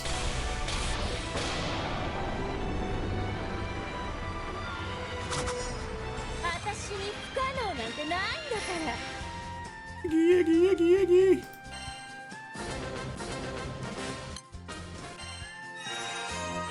I'm always debating if I just dump a bunch of rolls into the starting banner on the Valentine's thing because, like I said, I'm probably not going to be using this account. Actually, probably no, I will not be doing it. Subaha with your Omega Wind, you don't even have your M3s in there. It's a lot easier, like, the thing is, the way that the raids work in this game is that usually other people can pick up the slack to an extent. As long as you're not trying to do, like, you know, Hexa or Dark Rapture 0 or anything like that. And you're trying to let people carry you, like, even then I'm sure people could. People are, like, bonkers with this game. Oh no, I didn't switch to Thief, that's right, I was still Ranger, oops. Oh well, we have another run at this.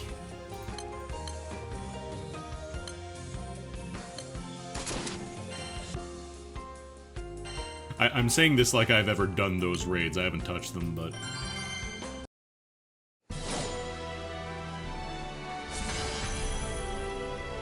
I've seen people just, like, open up public requests with, like, one person in the raid, and then it's just, like, a tiny bit of HP, just be like, here, come get some freebies, so... I'm pretty sure people can just solo that pretty comfortably at this point.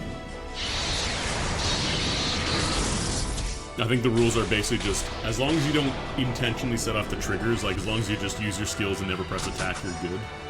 If you just want to leech a little bit of experience and they open it up to a public raid.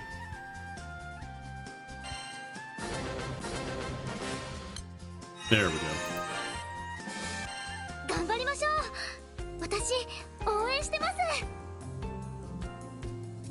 Yggdrasil hard. Okay, so it doesn't give you every single part of this grid. Nepethys Fork, really? Interesting. Not sure I agree with that, but interesting. Let me look at my box here real quick. Yeah, I've had the wiki open in case I had to look up anything, but honestly, it's mostly just been. Here's a picture of EOER. Why would you grief? Who griefs this game? Oh no, they're here, they're here. Colossus Blade is one of those weird weapons that doesn't really have a relevant skill outside of the main one, so it doesn't really get used a lot once you get build up your grids. Let me see what my SSR options are, because I think I did get a few other...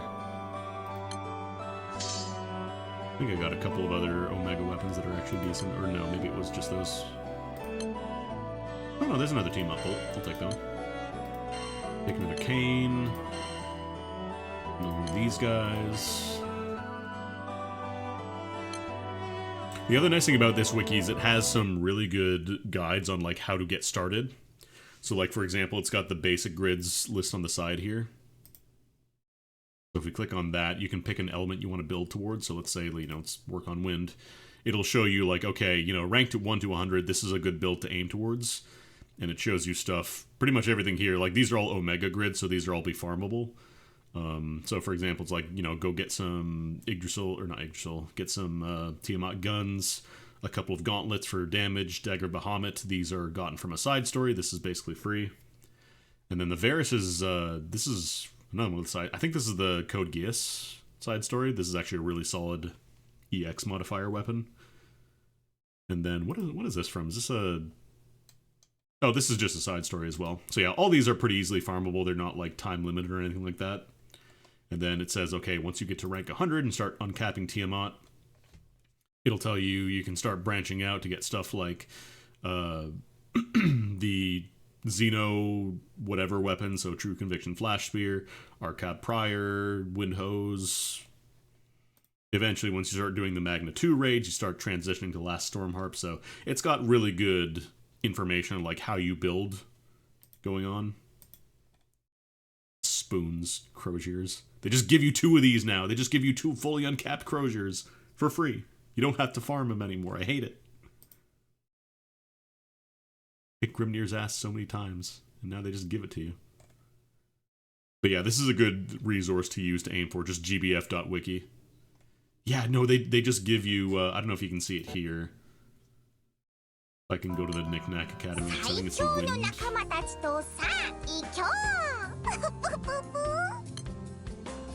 Okay, no, we have to go to the wiki, because it doesn't show you rewards for future quests, but if you go to Knick-Knack Academy here, if you go to wind, I think it's like stage 4?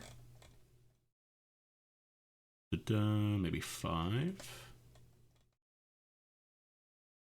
Oh no, it's 6. So stage 6 for wind, you have to get up to, you know, level 87, uncap Tiamat Omega, do Alexiel 10 times.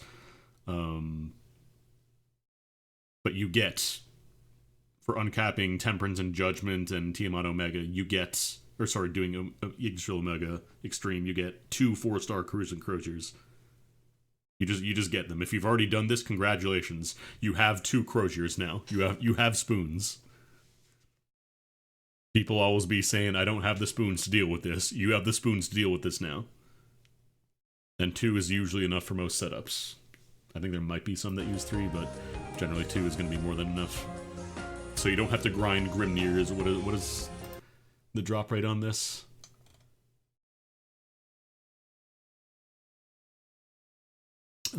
Crucian Crozier from the host chest is a 0.8% drop rate. Approximately. So you don't have to spend all your prestige pendants on 1 per month. You can just get them now. Big boost to your win grids if you don't have this. And then everybody obviously will get, you know, you get Last Storm Harps. If I go to, you know, Fire, you can get your Nilakantha. And then I think... I don't know if you get a Zechariah. Do you get a Zechariah?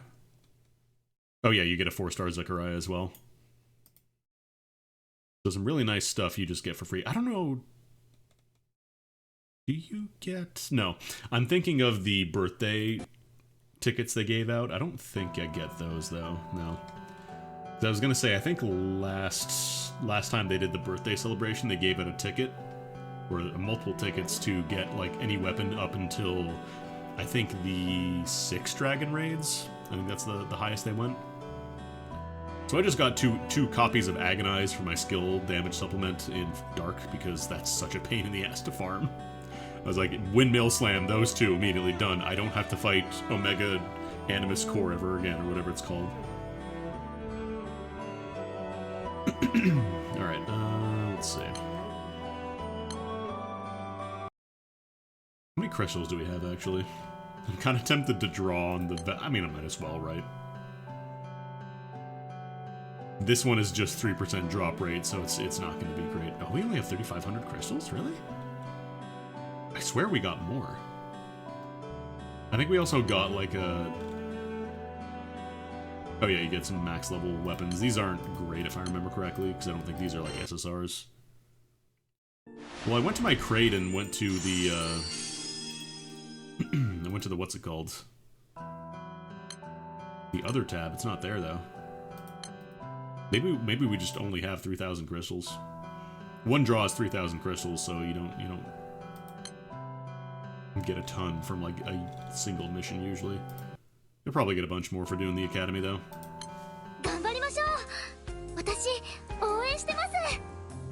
Got some Columbas instead of Agonize. I didn't even remember what Columba does.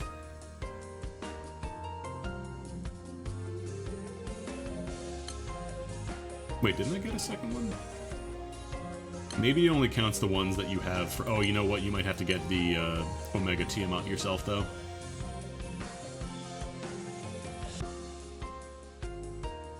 Like, I could probably still clown on Yggdrasil hard, because this is just a showdown. This isn't like the full raid, so...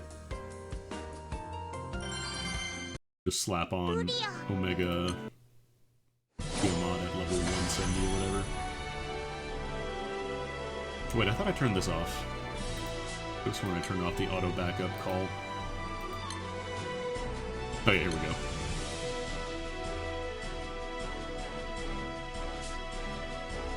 Because if you're having a hard time with a raid, you can basically put out the horn, get on the horn and say, I need help. And if you set it to everyone, then, you know, anybody can join your raid. Raids can hold, most raids are 30 people, so there's basically no reason not to if you're having trouble doing a raid but you want to still do it. Because you always get bonus rewards for being the host of a raid. You get a guaranteed red chest that usually has good stuff in it. Or has a higher chance of having good stuff in it, I should say. And, you know, you might not get MVP, which is whoever does the most damage is the MVP. They get their own red chest. But it's still worth doing. Because you can only host a raid so many times per day, so you get like a guaranteed red chest, which is always good.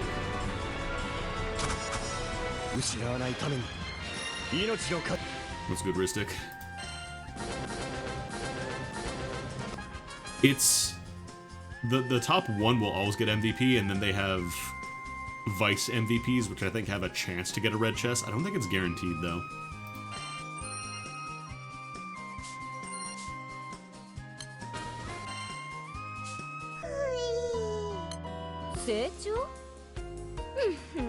Alright, we're gonna do this 3 times. So yeah, this will just be super easy.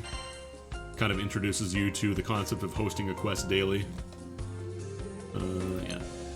Piedmont Omega, please. Because I think the fully uncapped version, not the fully transcendent one, but the fully uncapped version gets a much better call as well. You also get a healing potion when you request backup. Healing is usually limited pretty hard in raids. You can use full elixirs, but they're pretty hard to come by. Or you can use a blue potion, which heals you a good amount, and you get one whenever you request backup for the first time. Yeah, we'll just knock out these Iggy raids real quick. But yeah, I've definitely gotten like 2nd or 3rd place in some raids, and I haven't gotten a red chest, so I think it's a chance to get MVP chests. Oh right, I never used my skills. I should probably use my skills. Nice job, Vayne.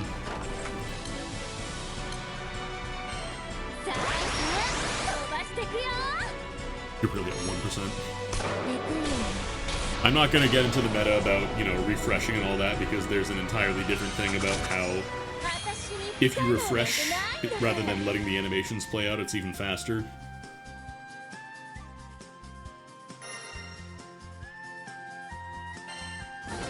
They added a lockout for a charge attack, so you can't just refresh and skip all those.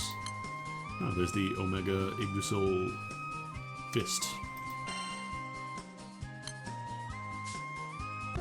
I don't know if these count for, like, if you join a raid, if somebody's hosting a raid, if it counts for doing the Academy completion missions too. I assume it would.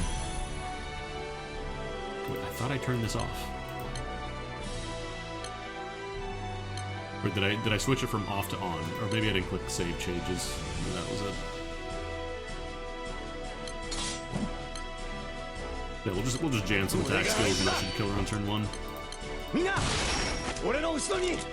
I know I could be using, you know, rage and all that and boosting damage.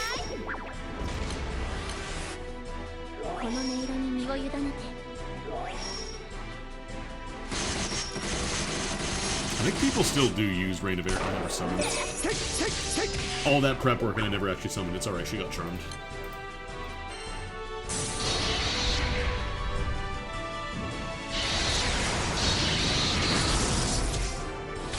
Delete. There might be some missions for requesting backup, so it might be worth it. Been using Rain of Arrows for Siegfried. I feel like I mostly just stick to Miserable Mist. There we go.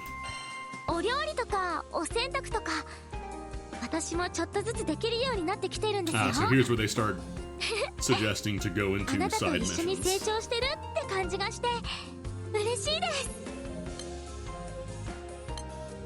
Oh, this is where you get the Nephthys fork. Okay.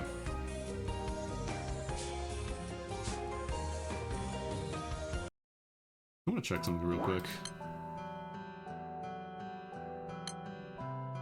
I'm pretty sure I got another Tiamat gun. Oh, I guess I got a second ethereal bow too. I wonder if that one's uncapped. Yeah, we got a second gun.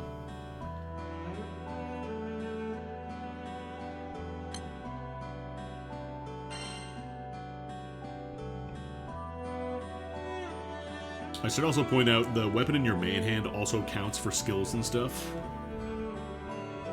So it's not just a matter of picking the elemental that matches and having good stats on it. You also want to make sure the skills are good for your grid as well. Because again, these are all Tiamat weapons, so these are all going to have the Omega whatever skill on them. You know, Stormrooms might... I don't know if this one... Oh no, Sagittarius does not. This one's just a different multiplier, but there's not really much better we can get right now. Do you always get a Kaguya? I feel like my SSR summon list is a little lacking. That's actually kind of surprising. Normally, like, I get so many summons when I do draws and not a lot of actual characters and stuff. I'm just trying to think if there's anything else I want to... Do you get rewards for this as well? Oh no, these are the Skyscope missions. That's what it is. I want to look at the shop and see what I can get with prestige pendants right now.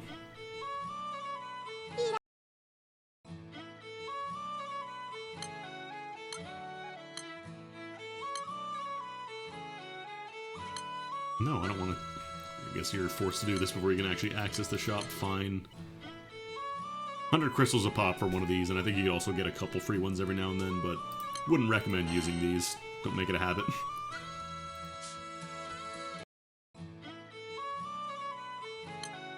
Treasure trade. Sure.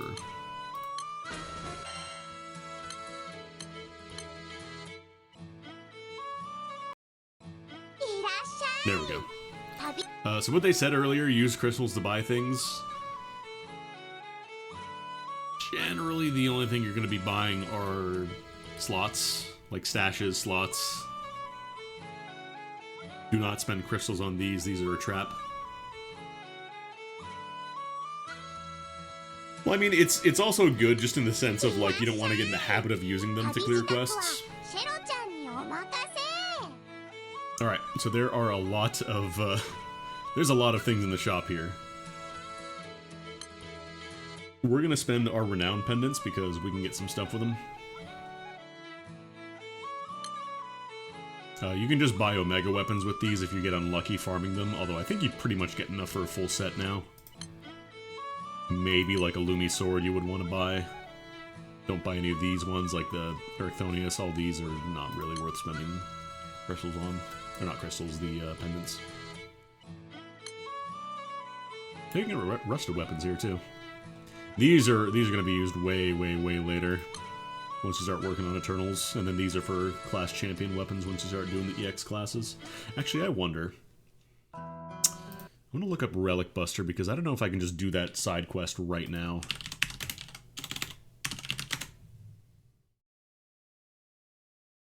Synchronicity Core. Home Sweet Moon.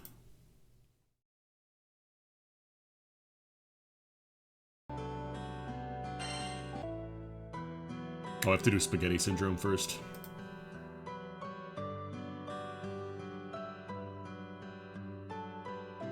Oh, hey. Let me just skip this chunk of the story, too. I wonder if you could just go right into our Karm.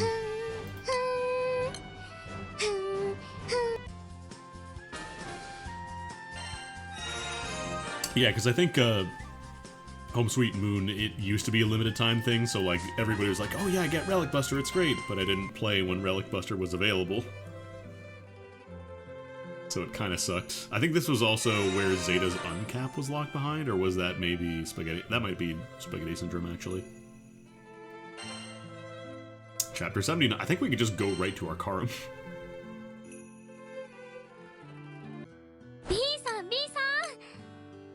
Like I said, there's too much story to realistically do this little idea I had. To actually go through the main quest up to chapter 79, it's just too much. Come on. 89, yep. You get a little recap at least if you want to just get into the game, but yeah, it's a lot.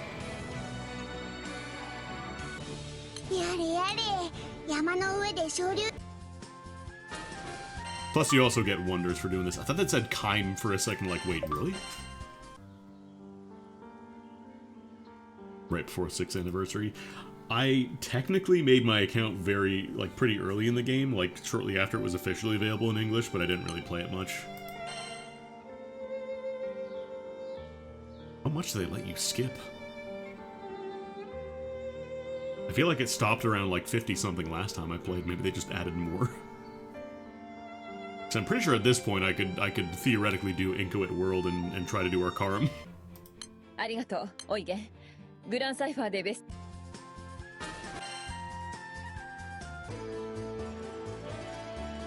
Was 114.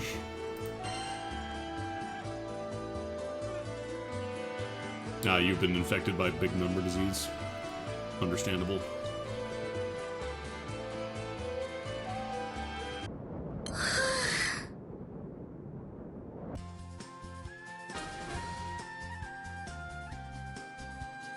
Oh, I wonder if I have to do all of these ones first, though.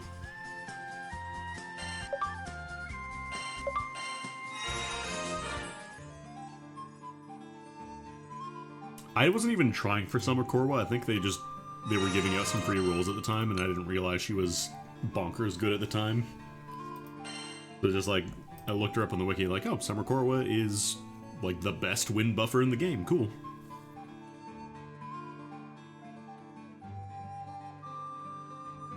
My problem is I'm trying to like get teams that are around like auto attacking, so I don't have to babysit it too much. And unfortunately, you do have to specifically click on her skills to make her... Come on.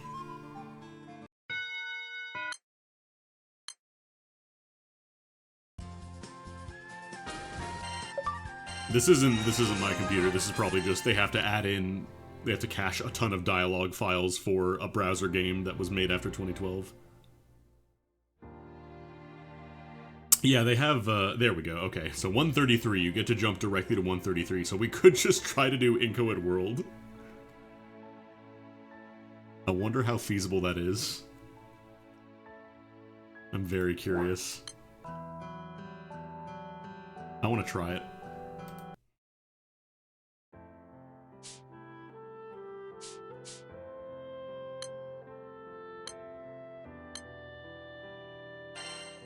I think the first, like, as soon as you get out of the beginner tutorial in this game, I think they pretty much show you immediately, like, hey, Granblue Verse is available. You want to try that? You want to buy that?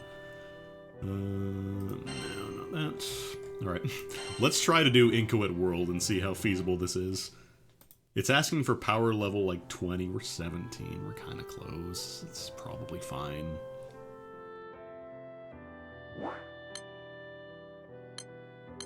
Do I even have, like, SR Tiamat, or is it just... They don't give you any of the Omega summons? No, it doesn't look like they do. Because I think Incoit World, I think you're allowed to do... I think you're allowed to call a friend for that. Maybe not, actually. We'll see. Okay, cool, you can. Yeah, let's just get Lucifer for this one, then. Because that heal will be real nice.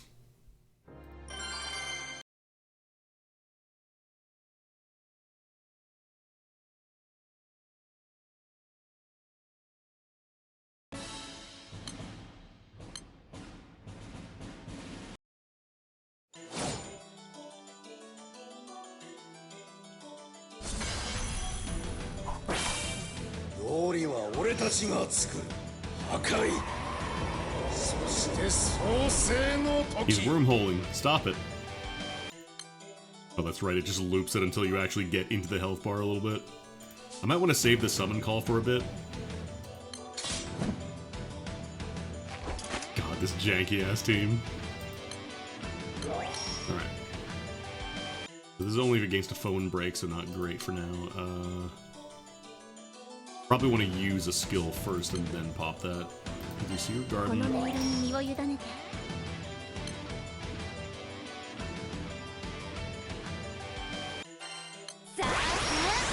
I can charm the world.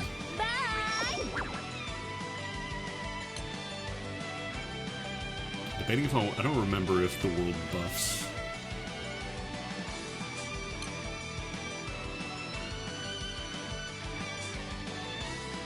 I don't even know if I have the ability that turns on Conviction yet. Indomitable Conviction. Might be part of his charge attack, maybe. Let's do Wild Beat and see how we do.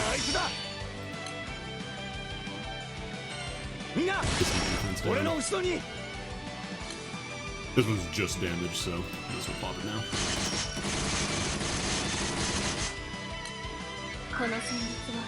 Plus he gets double strike, which is nice. That's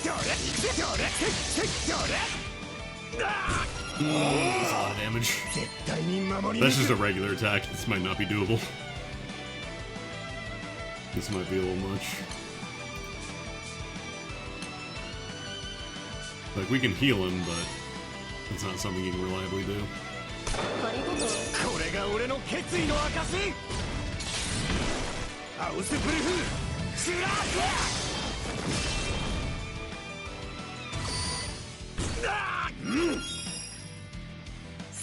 It's very hard to kill him, but I'm gonna heal him at least.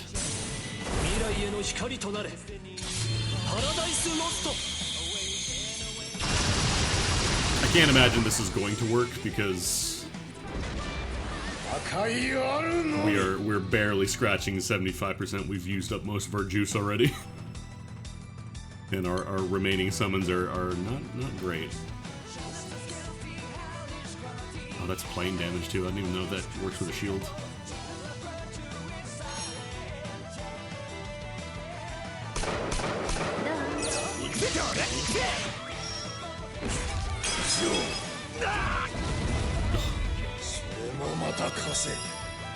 Trying to kill him. Oh, conviction goes off when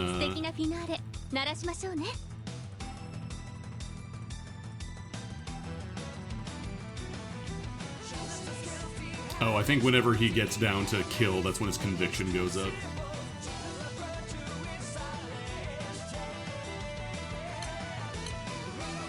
Yeah, bounty hunter.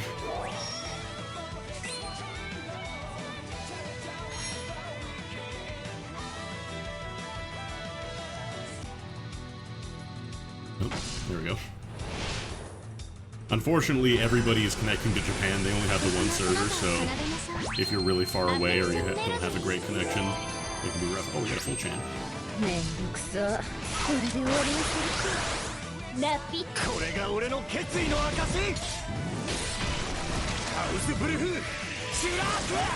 Login.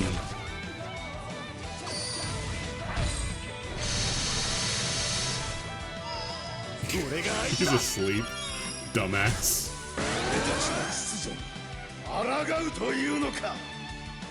Oh, we're halfway there. Maybe it's possible. This is not at all what you're meant to be doing. I'm just kind of curious if it is possible. Because even doing Arcarum itself would be a huge pain in the ass because you can't get friend summons there. I just think it would be very funny to unlock Arcarum after, like, what, 2 hours of playing? It's not actually in break yet, though. Genesis Undo. All allies playing damage. Oh, that's a percentage based. And then he removes debuffs on himself.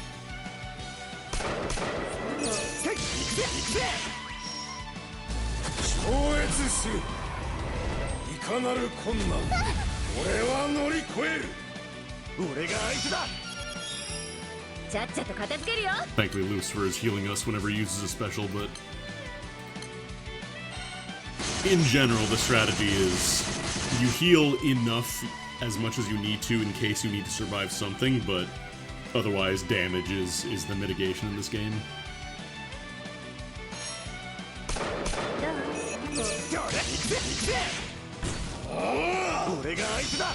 Oh, that's right, everybody else has shields, so they're not actually taking damage when he hits them.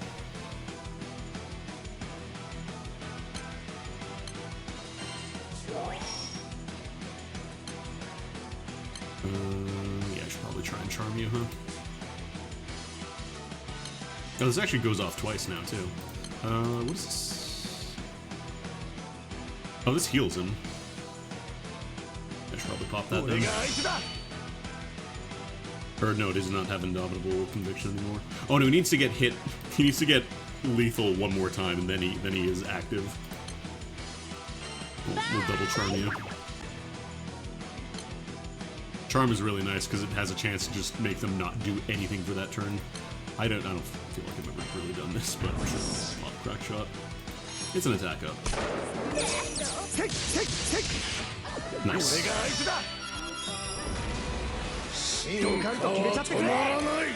Alright, what is resolution? One ally deals plane damage, 20% of current HP, wormhole, one ally.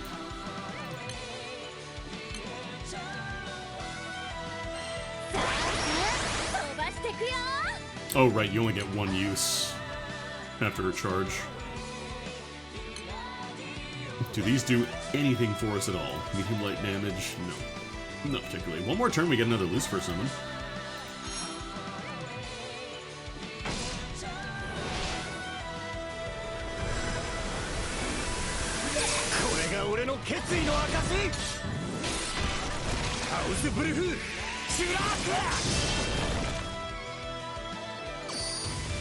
We get more charge attacks next turn, which would be nice.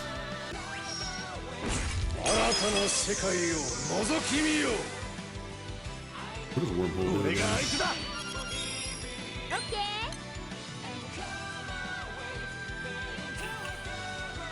Huh?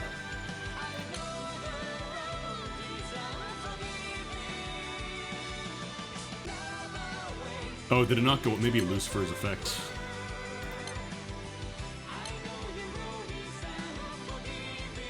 I'm almost kind of tempted to leave this for next turn because you can't build charge bar again after you use your charge attack. And if somebody uses their charge attack, it gives everybody else 10%, I think.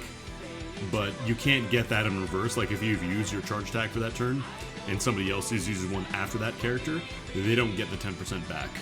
They locked it. They were just locked to 0, so they can't do it again.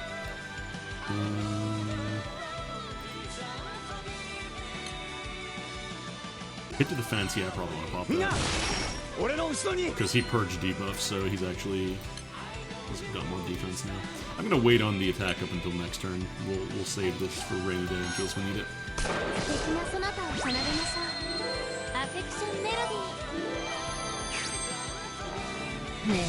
Oh, Ice is asleep.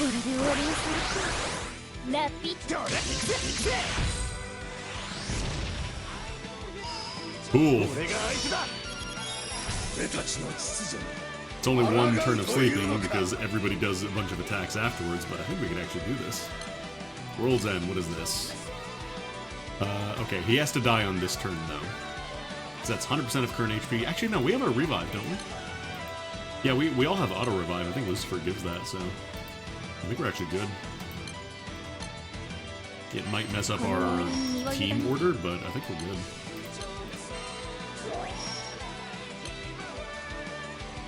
Or we could summon Kaguya. A little bit of water damage.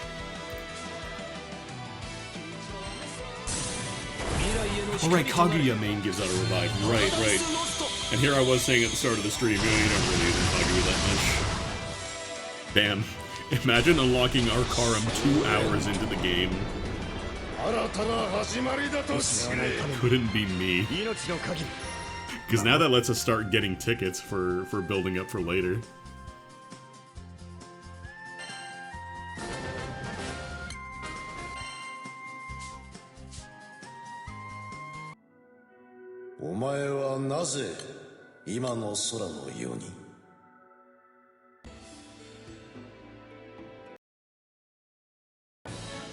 So does it show up here now? Yep. Okay, cool. We can start doing Arcarum. Arcarum is a separate game mode where it's kind of like you have pieces on a board almost, and you get a limited amount of turns to explore the areas. And certain, spaces might have encounters, they might have items.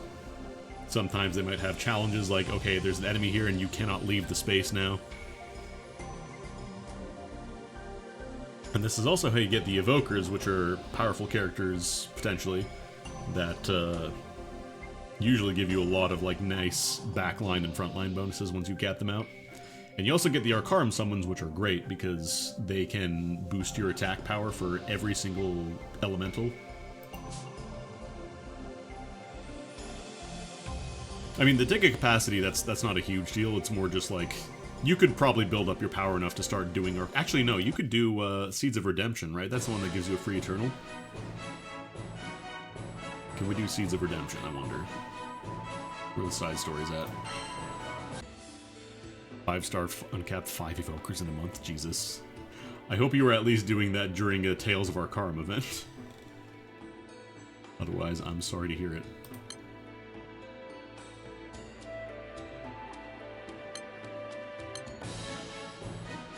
Let's see.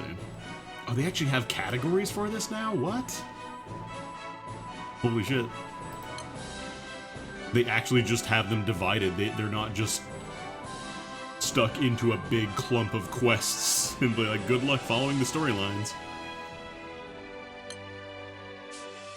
Okay, so yeah, we would have to do all these quests to get Home Sweet Moon. But it's all organized, so you can just, you have a goal to work towards now. Which one is Seeds of Redemption? Where does that live?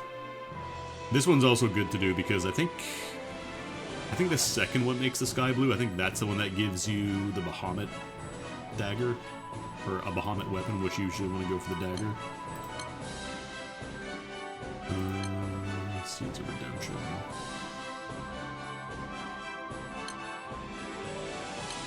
Operation Let's Hang. The Luane quest. Handsome Gorilla. There it is. Yeah, I guess you can just do Seeds of Redemption. So I was gonna say, if I could rush down just getting 3-0 immediately, that would be really good for Arcarum. Get Ground Zero as fast as I possibly can.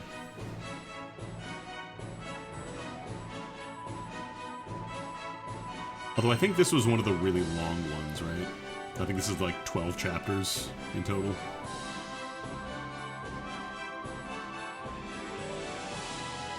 Actually, we can, what am I saying? We can look at it from here. We have a wiki open. Seeds of Redemption. Oh, this, you also get sex. You also get event sex. I forgot about that. Where is the list of quests? Do they not have it here?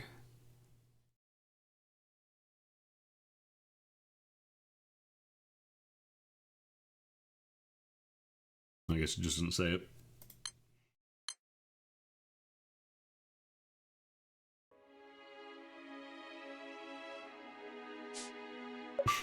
I feel bad just like skipping every single piece of the story here, but if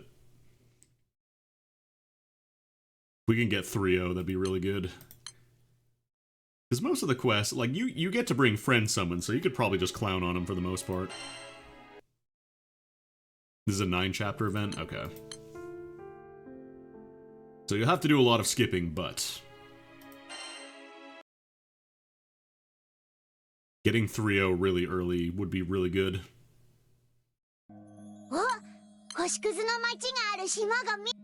Because the reason people recommend 3-0 for like completely brand new characters is because where is it?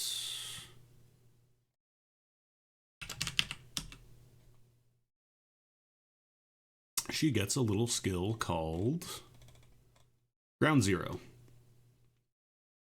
And this one, it uses 99% of your HP to deal plain damage to all foes. This means that Elemental doesn't really matter. So the idea is that you just, you know, load her up with a bunch of HP, and then you just blast Ground Zero on turn 1. And pretty much every encounter in regular Arcarum will die in one hit from that. So it's a really good way to get started in that area and just start cleaning it all out. Because a lot of new players have trouble with Arcarum because you don't get to use a friend summon anymore, so you can't just lean on, you know, level 250 Lucifer.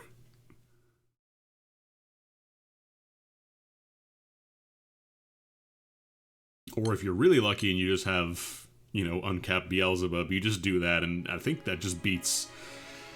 I think there's like 2 or 3 encounters that don't work, that you can't beat in like Extreme Arcarum with a turn 1 Beelzebub summon, but like everything else just gets beaten. What would uncapped Siofan give you, actually?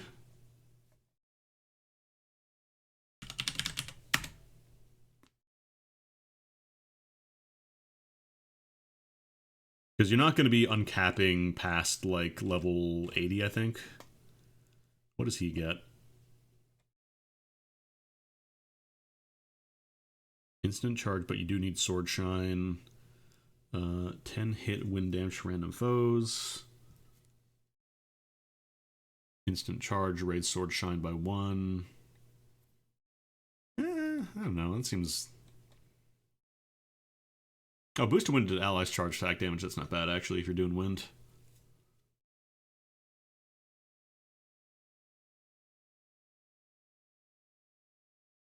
Amplify. Oh, he gets Seraphic too.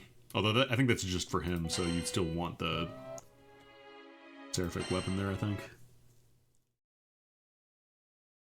Yeah, the thing is, the Evokers and the Eternals, they have very, very, very extended and in-depth processes to max them out. It's not just a level, it's not just a matter of, you know, you slap in a couple of Champions Creeds and call it a day. Like, you need to do a ton of grinding for them.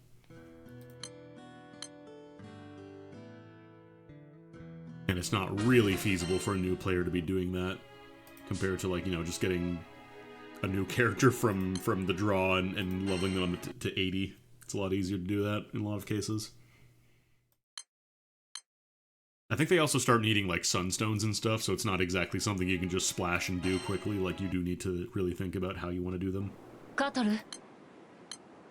Also, you're gonna hear a lot of people just call these guys, like, 7, 3, 4, whatever, because their names are all numbers, but in Japanese their names are different.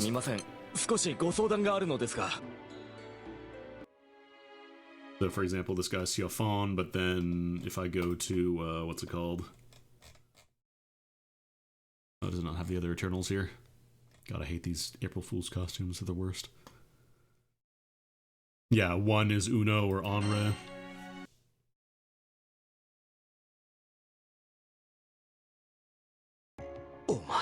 This guy becomes a raid later on. Well, it's not 110 in archaic English. I think it's just different languages, right?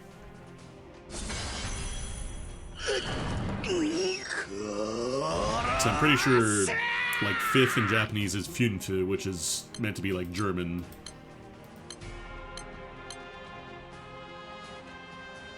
Oh, the Japanese. Gotcha. Sometimes you have to do these special, like, event quests, so you have a fixed stats, like you have a fixed grid and characters and all that. Right, let's get Emblema. Actually, is this just regular Xiaofan? I think it is.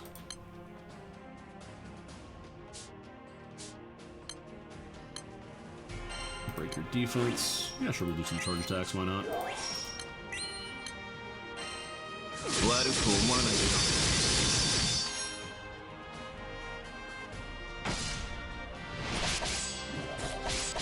There it is. There's the famous move, Vorpal Blade.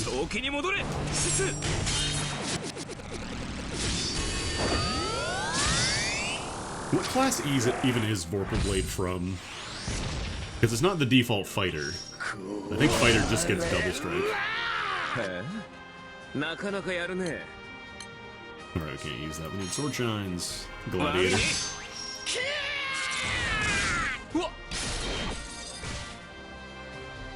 Sex using his power of being a top tier in the fighting game. Have they brought it back in 9 yet?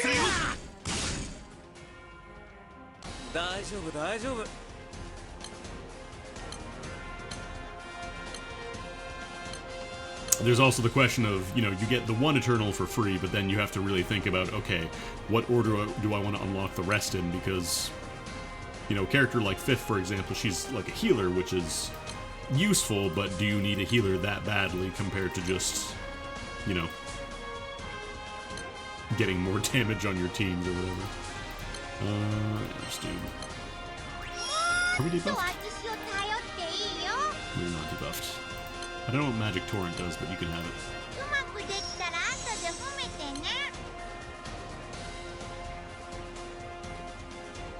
it. Okay, so just bonus everything pretty much.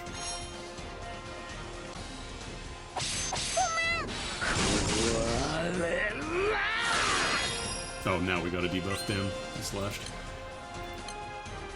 Let's do it.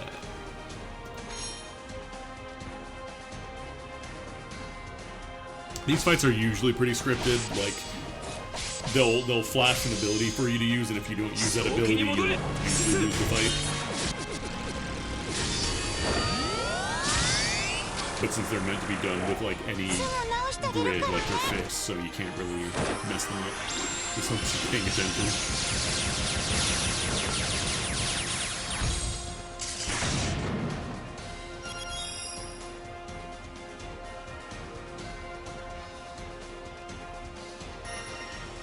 That's right. We helped him regain his senses with Fifth's magic, and definitely didn't just beat the shit out of him until he paid attention. Toy chest.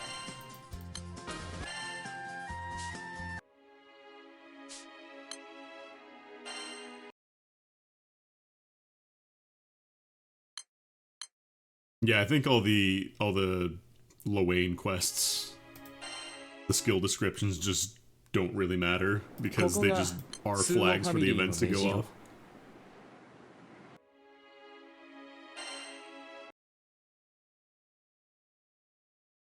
This time around, I don't think I quite got as lucky with like the random draws compared to last time.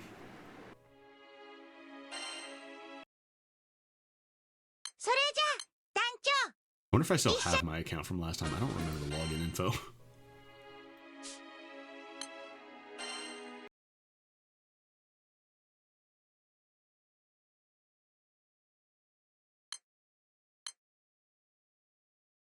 Like I said, we'll be doing a lot of skipping. I know I've said this a bunch now, but I have to reiterate, there is so much plot and voice acting and stuff in this game that if you don't skip it, you're going to be here for a bit. So, like, if you enjoy the story, then, you know, take your time, but we are here to say, like, we have, you know, a day to waste some time. We have an afternoon.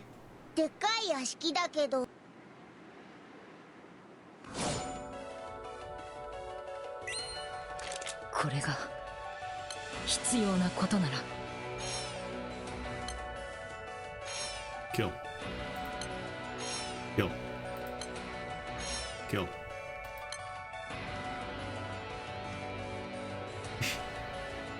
This is mobile game ass hand. You don't get to touch the attack button.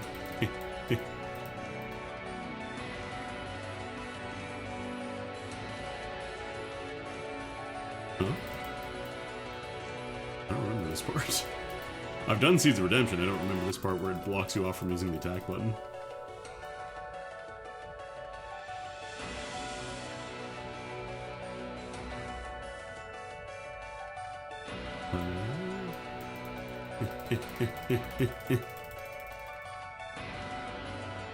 Dragging the hand away. Okay, I'm not sure if this is frozen. Let me just refresh real quick. これが必要なことなら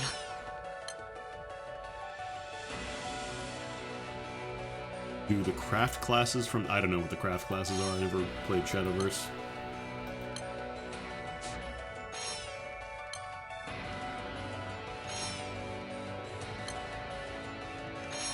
Okay, I did in fact break something by mashing too fast.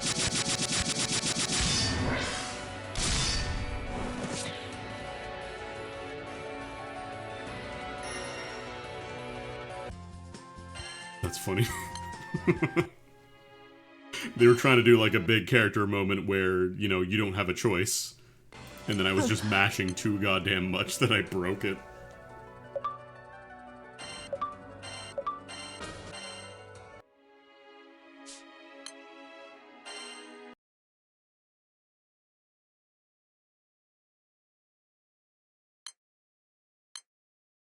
Yeah, I don't think you're ever going to satisfy everybody with an event, because there's always going to be some people like, oh, well, why didn't this character get an event? I'll be like, oh, there wasn't enough character development. And the other problem is that it's a gacha game, which means that they kind of have to maintain the status quo to a certain extent.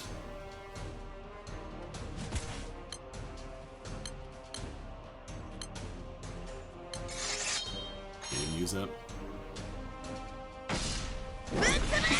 There she is. She's doing the turn 1 ground 0. But yeah, like it's a gacha game, so they can't go too hard on like side quests, like side events and stories and stuff.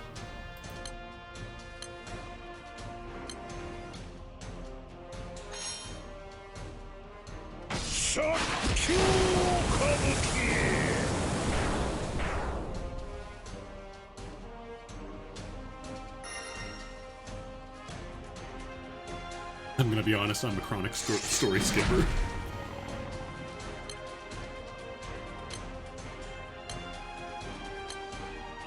Yeah, so like it'll flash the character portrait, be like, hey, use this skill. And then if you don't, usually you just die.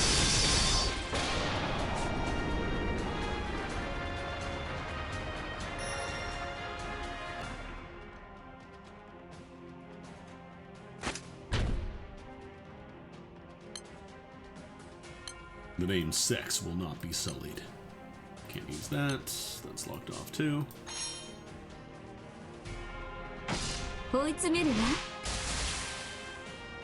Twain just inflicts every status effect.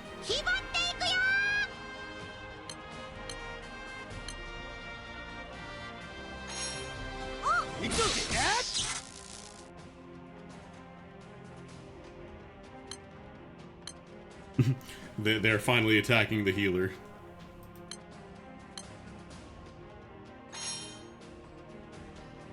They finally realized in TF2, you don't shoot at the heavy getting healed by the medic, you shoot at the medic.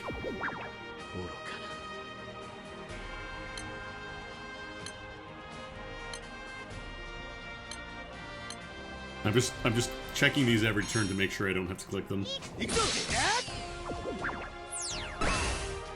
That's the other thing, like, it's a game that has literally been running for over a decade at this point.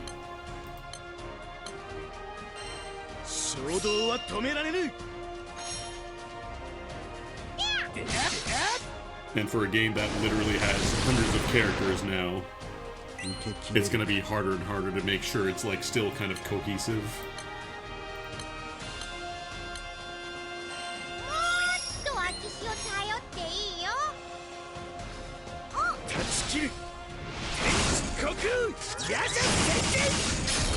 It is kind of cool to see like all the special moves from the fighting games and stuff. Seeing them here. It's also funny to see the complete loop coming full circle with what's her name, with Anila. Haha! All the Zodiac characters do SNK supers. And then they finally added Anila to the fighting game, so you actually get to see her do an SNK super in a fighting game.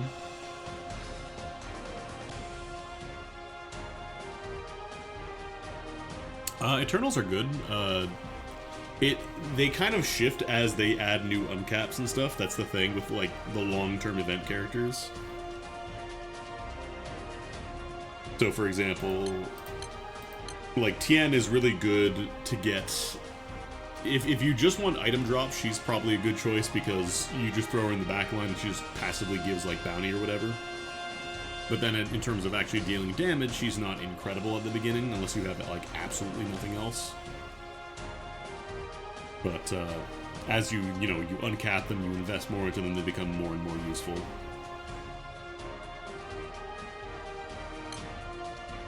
These ones I can just use.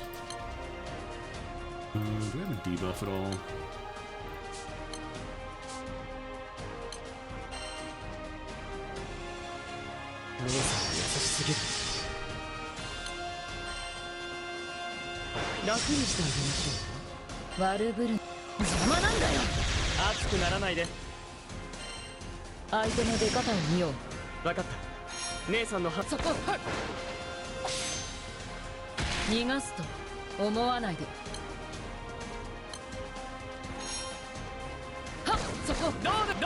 I haven't really invested too many into the Eternals. My problem is I got Frio just to kind of do our Arcarum, and then I didn't really invest too much in the other ones because like I don't feel like I really need them that much.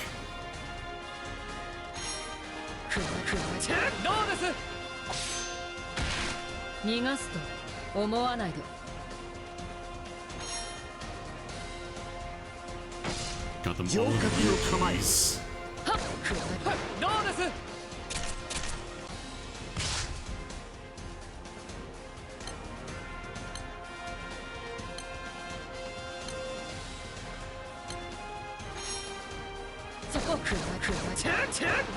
I think they actually do have like a guide on the wiki too to kind of give you a rough idea of how you want to spend your resources if you do want to invest in them on the tier list.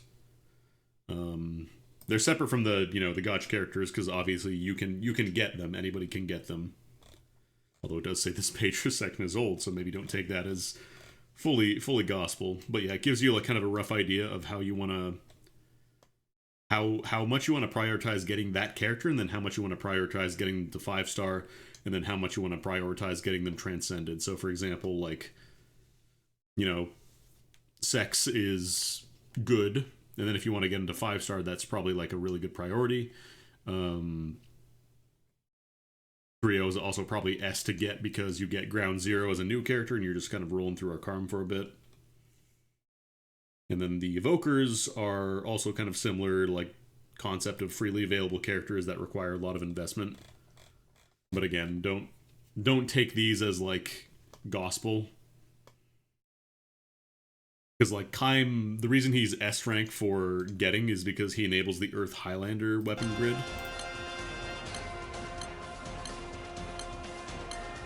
Which gives you a pretty significant boost just for having him in the back row. He's basically considered a 10th weapon slot, a lot of people joke. I know Alanon enables a lot of, like, turn 1 fire shenanigans as well. Australia becomes a really good backline character. I'm working on her right now for water.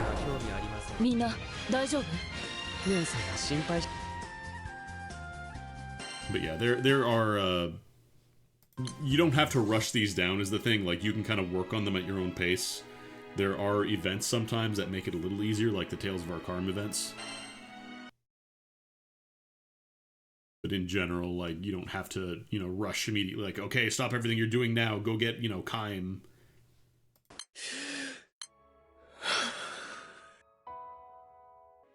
Although I'm going to be honest, I don't know that I've ever seen anybody use Lobelia.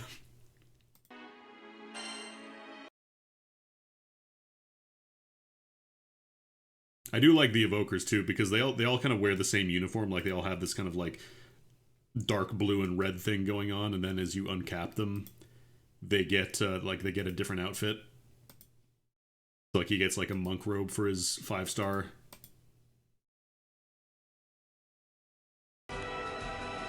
Oh yeah, Mugen's here.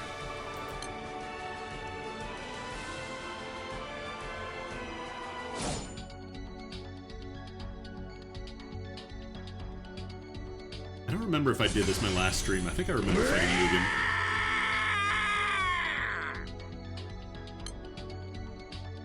He's basically Brawly.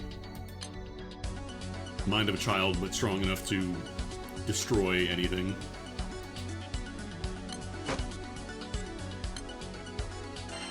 Let's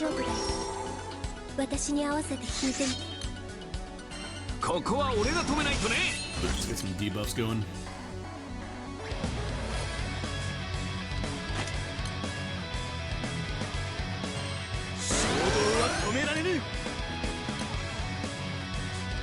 Actually, I'm gonna save this for next turn.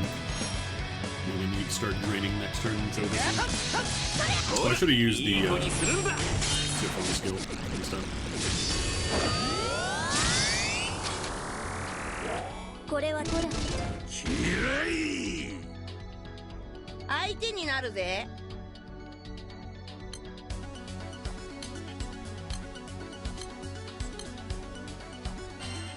Avengers team up to stop a rampaging child. まあ見てろって。 Okay, I can't use that yet.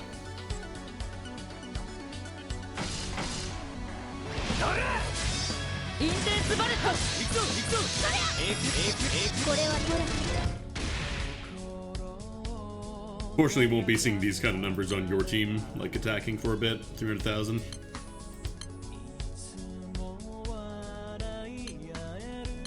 Alright, I can't use that one. Wait, what did that say? Oh, it says this cannot be used now. Thanks. If you did this in Mugen Raid, you'd be kicked out. You'd be blacklisted.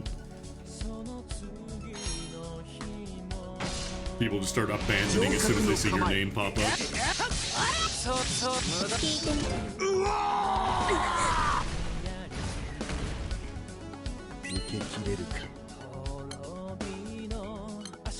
I also love everybody be like, man, that rules. This guy's so strong.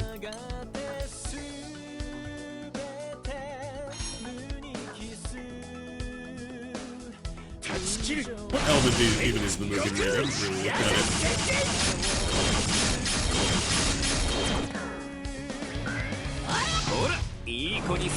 I can't really contribute to the Revan's raids, so I can't really think about doing those.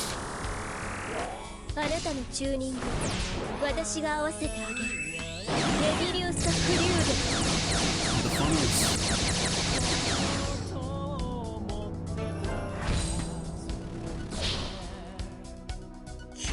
What am I saying? We can look this up. Mugen Raid. Oh, he's fire elemental. Yeah, this is most of the raids on the wiki will tell you like this is not meant to just bleach. Because a lot of the raids in Granblue, nobody really cares if you bleach them. Like, you know, doing Omegas, they're kind of designed for anybody to be able to jump in and help out a bit and get some rewards for it. These ones only allow 6 players. And he's got 1.8 billion HP, so it's not exactly something you can just jump in as, you know, as soon as you hit level whatever is required, like level 200 with your stinky grid.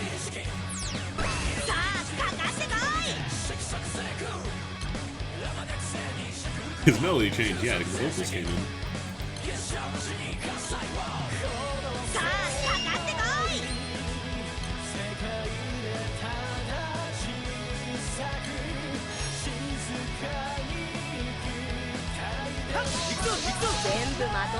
My water grid is kind of in a weird spot.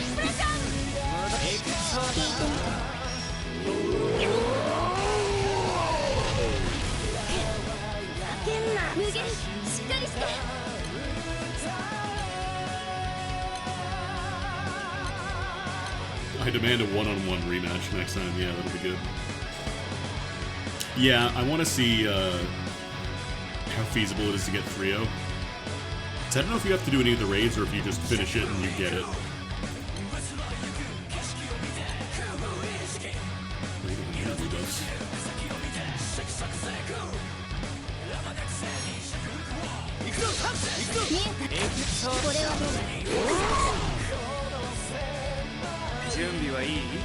I just never realized she's got the little Najah floaty things.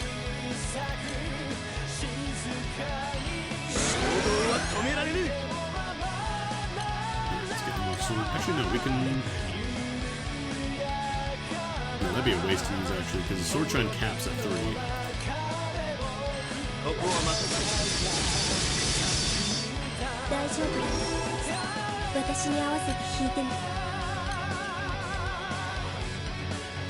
this is a 3-turn. We'll just pop that down.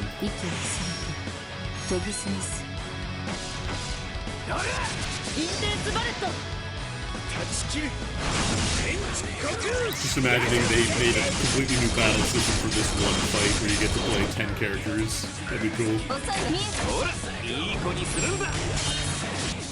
I don't think they ever would, but it'd be cool to have like a true raid where you actually have like your team working with, or like you play as one character on a team where the other characters are controlled by other people. I don't think that is ever going to happen though.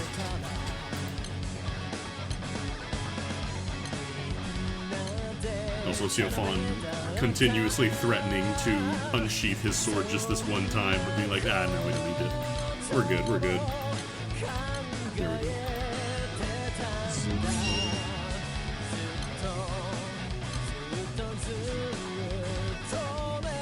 Yeah, I know there's Tower of Babel, but I'm talking like a multiplayer live raid as opposed to the asynchronous raids we kind of have going now, where everybody just kind of like smashes at the exact same target with their own team. there isn't really a ton of interplay between teams.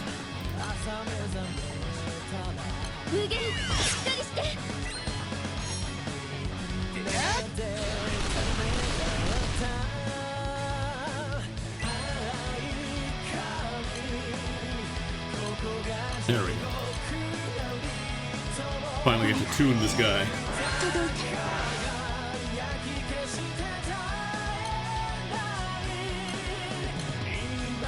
Oh, now I get to use the buffs. Instant death effect. You die. I forgot about that. It'll be fine. This is scripted.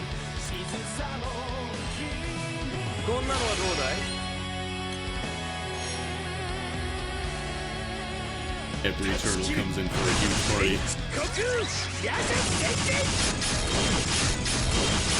I still have to unlock a lot of the Row 5 classes. I just have like Mana Diver. I think I have Viking. I think that's pretty much it.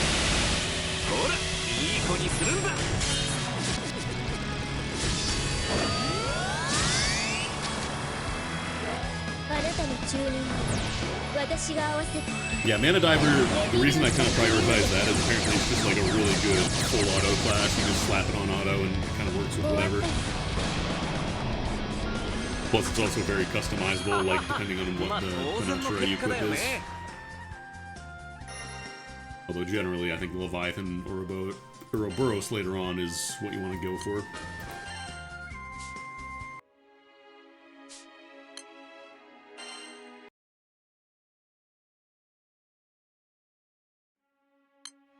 I think I said this last time, but Siofon is basically like Sans. He's this really goofy dude who loves telling bad jokes, but actually is like the strongest character in the universe. Short of like God himself, I guess.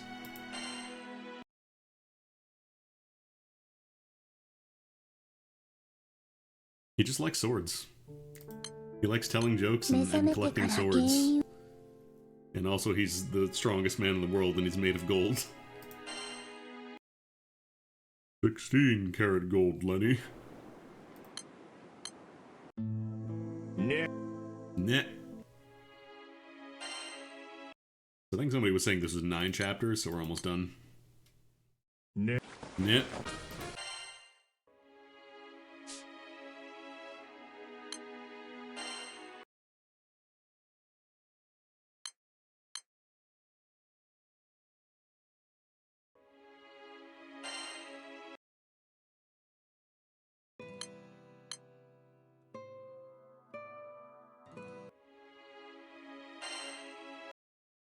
Because you also get Event Seox for doing this, which isn't as good as the regular one, but it's free.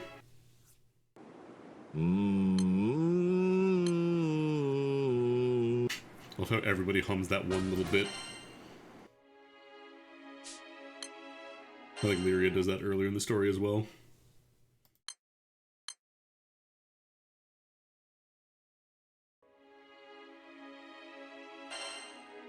I don't remember. Did I do my daily stuff on my other account? I think I did. I need to work on my Magna 3 grids, but it's not hard to do, it's just time consuming because you just need a bunch of copies of them because they're really, really good for pretty much every grid.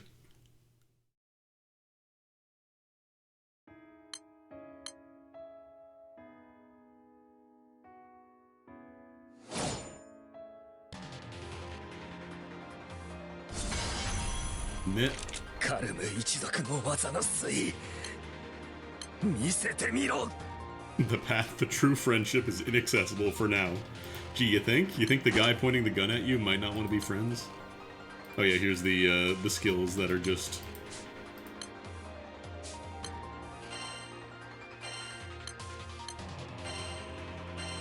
You think about your faults.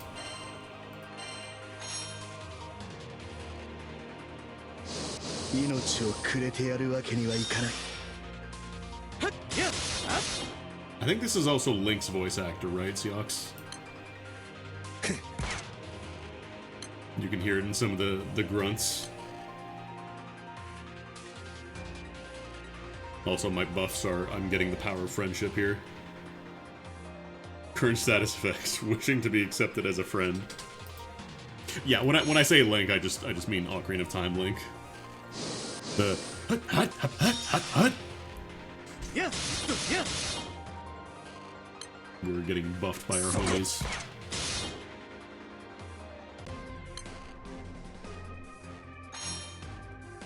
Yeah, he does a bunch. I'm pretty sure every like Japanese voice actor just does a bunch of different things, but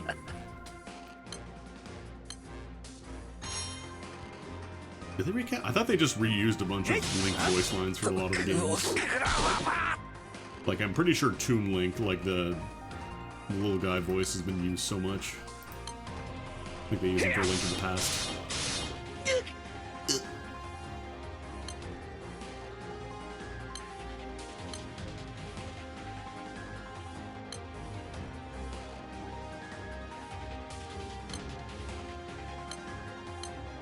I just think I had nothing.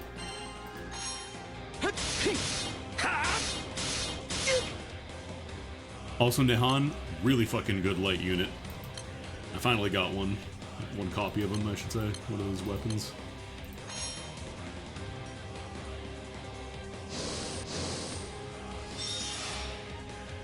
I find a lot of the tier list kind of is based around doing one-turn stuff, like how good they are in like quick fights. Because I feel like that's a lot of the meta of this game, is like getting as much damage as you possibly can. And I understand the later raids you can't exactly do that, but just between, you know, Guild Wars and the general meta of needing to do as much damage as you can to get your blue boxes or MVPs or whatever, then yeah, you need to do that. 言えるものか。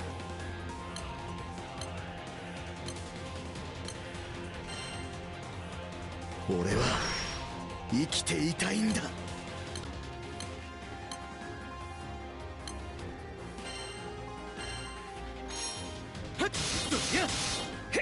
Lucio also became really good. They gave him a 5-star uncap that made him really, really nice.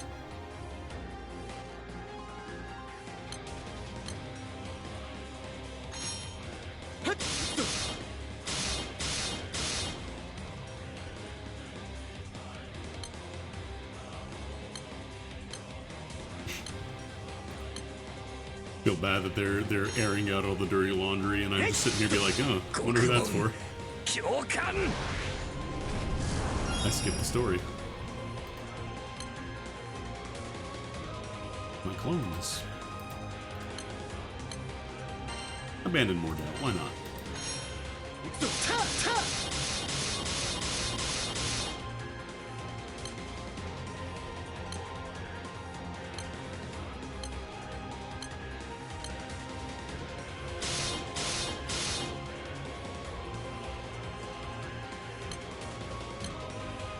I also like how he pulled out a gun at the start and then just switched back to scratching you. He cannot shake that claw style. Yeah, like it'll tell you for specific characters if you go to the tier list.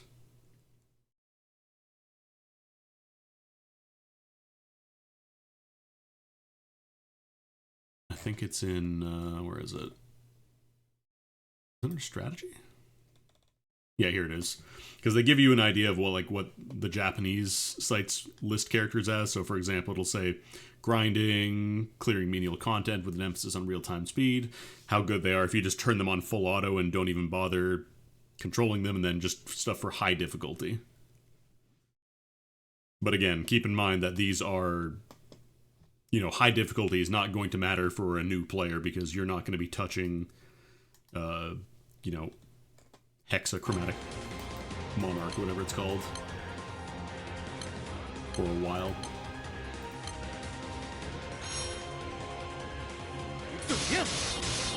Whereas somebody like, I don't know, who's a really good new player character.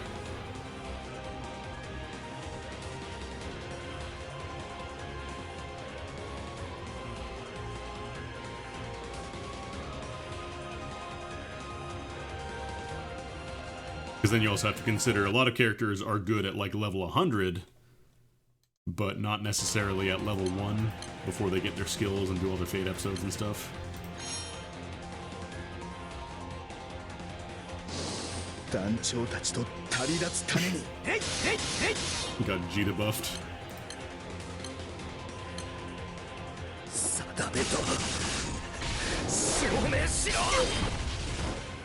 Everybody needs to start thinking about Hexa.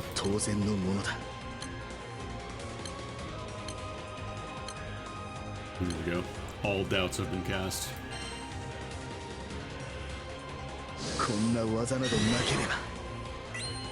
I've been Nahan buffed.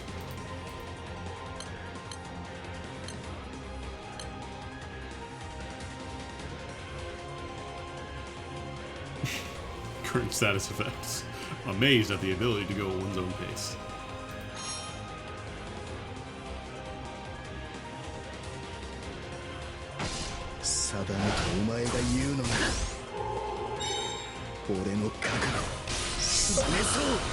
Perfect 6666.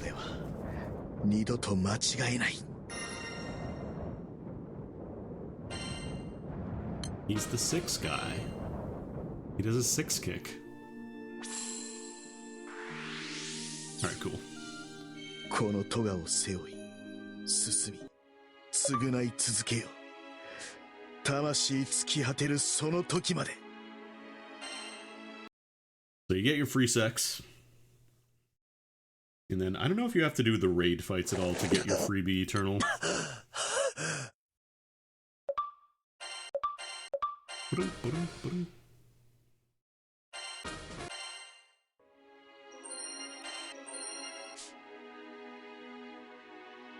I know you get the eternal summon. Under treasures? Where is this thing?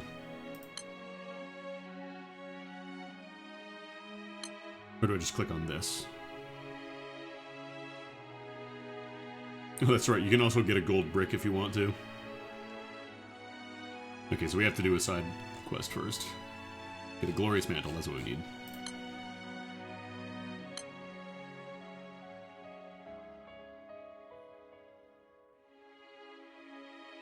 Now the question is, how feasible is this with a non-grid? I don't think I have my dark set up yet. Maybe I'll go set up dark real quick. Just go to the academy. お料理とかお洗濯とか、私もちょっとずつできるようになってきてるんですよ。あなたと一緒に成長してるって感じがして嬉しいです。Lock that in.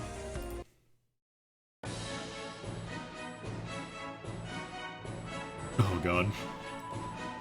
Again, I do kind of wish the UI was a little bit more intuitive, because like side quests, you would think it'd be like, oh, somewhere in the quest list, right? Nope. It's not in special, I believe. No. You have to go to the world. Oh, don't open the YouTube channel. You have to go to the world and click on side stories here. I think there might also be another link to it, but I don't remember where the hell it lives. Seeds of Redemption. There we go.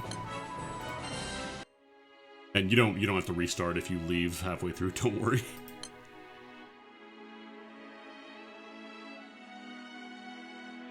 Let me try Uncapped Celeste. Why did I open Microsoft Rewards there? That was real strange. Oh, probably because I opened up a tab. He's like, oh, you're opening a Microsoft thing. That's Microsoft, right?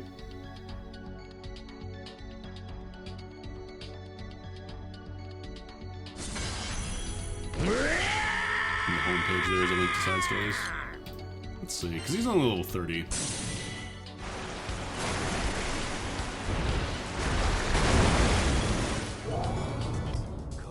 That might actually be a little tricky. We'll see. Maybe I should pick these for actually.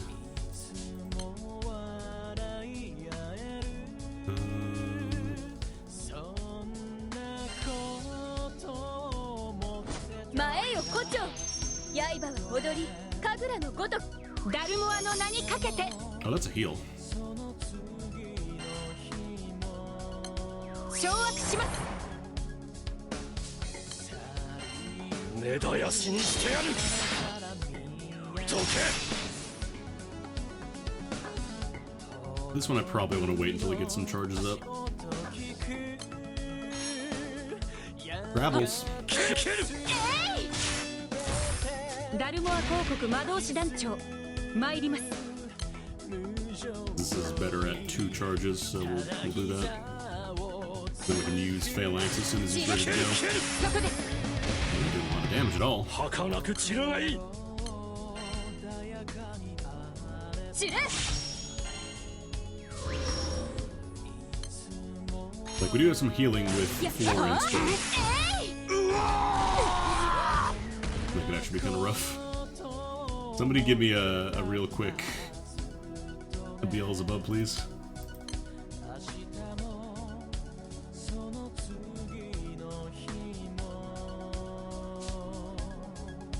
Is she stance changed? Okay, yeah, she is still stance changed. Stance dancing. A lot of damage. You call for backup. I can't even request backup for this fight.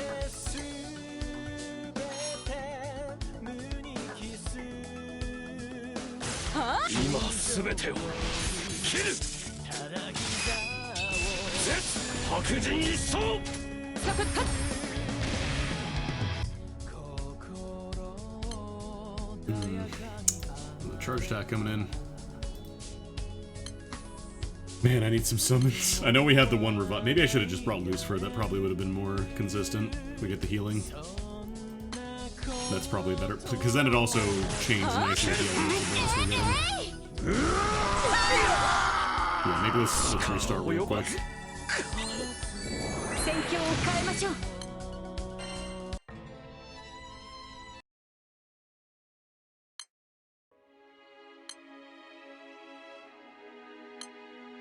Because this one just gives you so much. Like, you get max HP, you get debuffs anytime, or sorry, you get remove debuff whenever they use a special, and you get healing, which is really nice. I probably should be getting a better summon than Kaguya for damage, but like, what am I going to use? Proto Bahamut? Am I going to give up auto revive for 10% extra attack? I don't think I am. Alright, so this is a heal, but it also gives me armor. Maybe I'll wait one turn.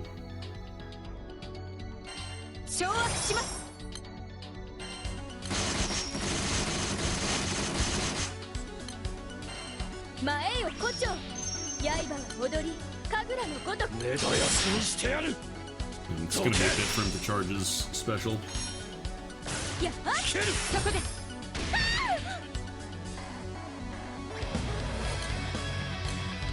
Yeah, we'll do one more turn. Because then we can pop this guy.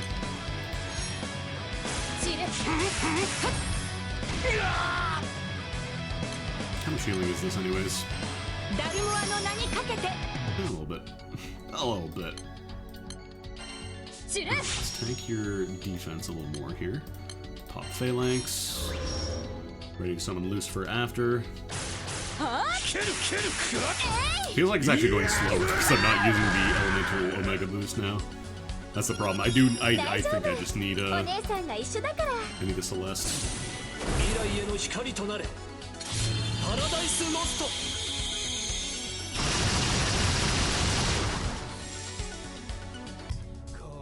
So even with the extra max HP, it's still kind of rough.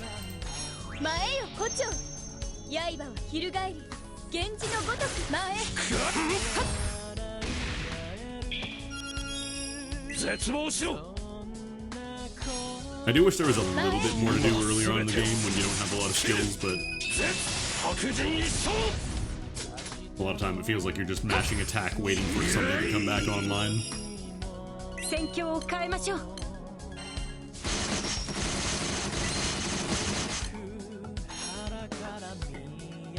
I also need to get some better summons. But that's... Summons are kind of weird because a lot of the best summons you actually just have to get them from the gacha.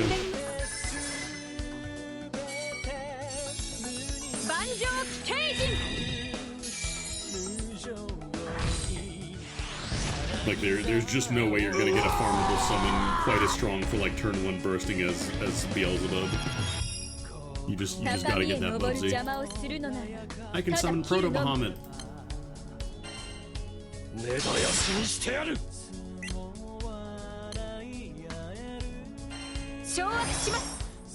Okay, we're getting wound up a little bit now, so we can actually start doing our specials. Like he's got burn, so I actually get the bonus effect from this move. He's a little upsetting. What is it the Proto Bahamut call? Even just dark damage. Let's see how pathetic this is.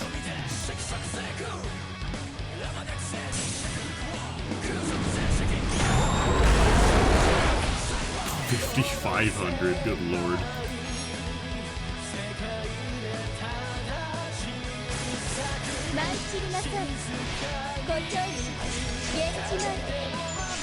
Could sneeze and do more damage than that. Okay, we're ramping up damage-wise now. Save that for when we do another super. We'll get more damage that way. We'll get down to that phase change. Get ready to use Phalanx.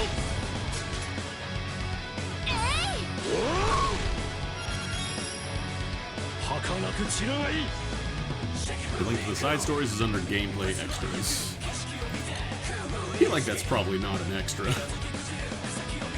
Probably doesn't need to be in the same category as trial battles, you know? But people should probably be doing the side stories. Get 'em!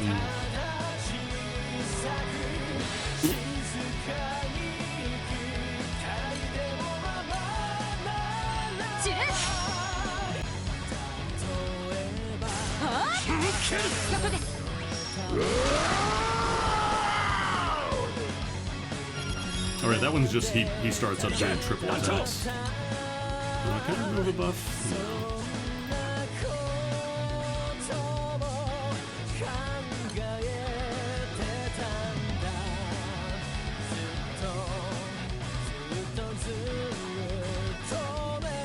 It's just regular attacks, so I think we'll be okay.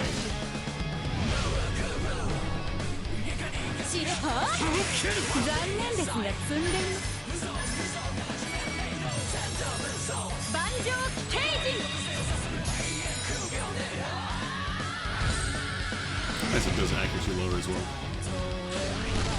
Cool. Call loose for now. Just a couple more shots.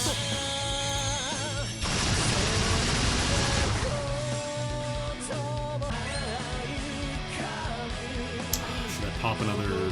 Because he's going to use his special, so I think I'm probably going to pop this, get armor, and a little bit of healing. I think I'm going to need it.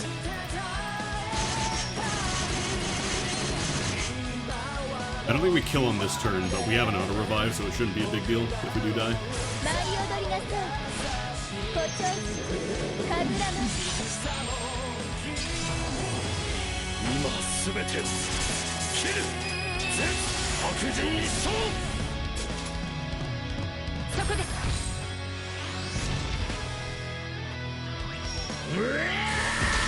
Oh, nice.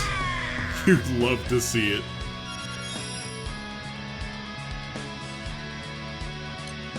I don't think attacks miss unless you specifically do accuracy down, so we got pretty lucky there. I think it was the special attack from Florence's, or the special ability from Florence's attack.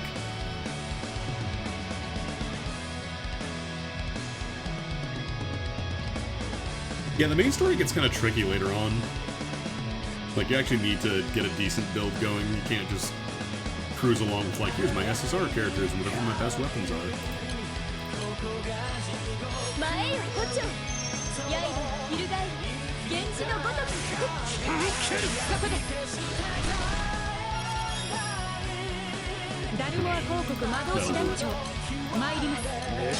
Survive these attacks.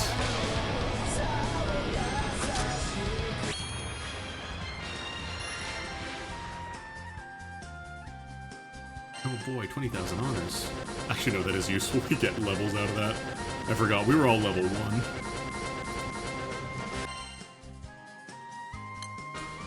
I think there's one more quest you gotta do. Or is it after this one? Oh god. Oh, this is the one that's against Nahan, probably.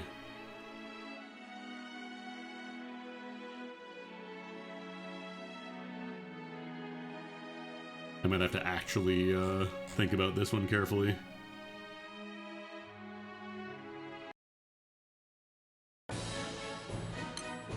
So I was gonna say, if I can rush down an Eternal, that'd be really good, but you probably need to do a little bit more of the Academy stuff.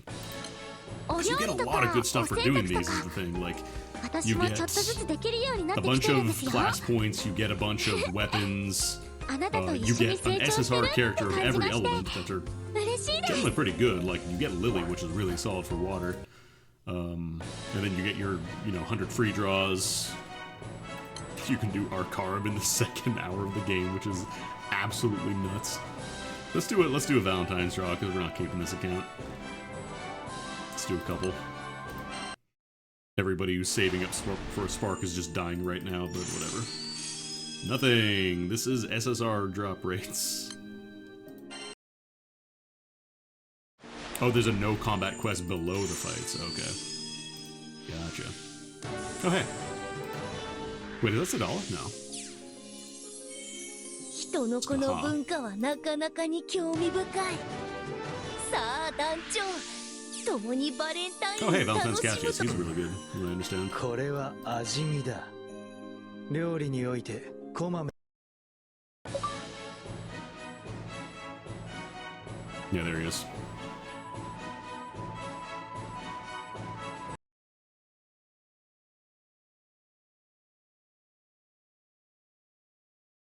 Valentine's, the event that they're running in October for some reason. I think there's also an event version of Cassius. Yeah, there's event, Yukata, event SSR, and then the Valentine's version.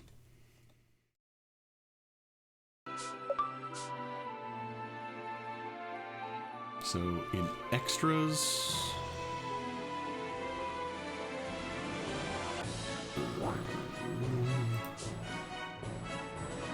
Here it is, Jesus. Yeah, side story. So it's hidden down here. Like, they're still showing you the banners for spending money, but they're not going to show you how to get to side stories quickly. It's a pain in the butt. So wait, do I not have to fight Nahan? Because that'd be pretty poggers, I think.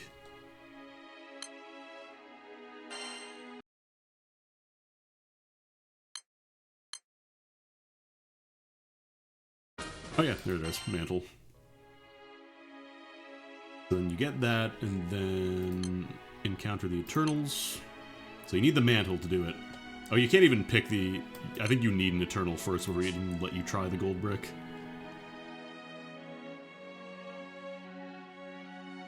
Yeah. I don't know what the current recommendation is, but Tiana is good because her backline skill... this one, 100% bounty success rate and 5% boost to item drop rate. You always get that boost even when she's a sub-ally, so if you want to 100% optimize every single drop you get, you can just throw her in the back and forget about her. 3-0 is also really good because she gets ground 0, I was showing that off earlier. Just a bunch of plain damage that ignores defense. Everybody else is a little more limited, I would say, as like a brand new player. Well, 3-0, it's mostly because like Beelzebub is kind of just like outright better, and also there's like it's a lot easier to get situated. It's just getting through like Arcarum in the very beginning can be tricky if you don't have good characters or a good grid setup. Because you need your own stuff, you can't rely on friends. Alethea 5-star. Oh shit, does he? Oh, that's right. I think you were saying he does plane damage. What's his deal? Let's look at the wiki, because I'm not going to see all the info here.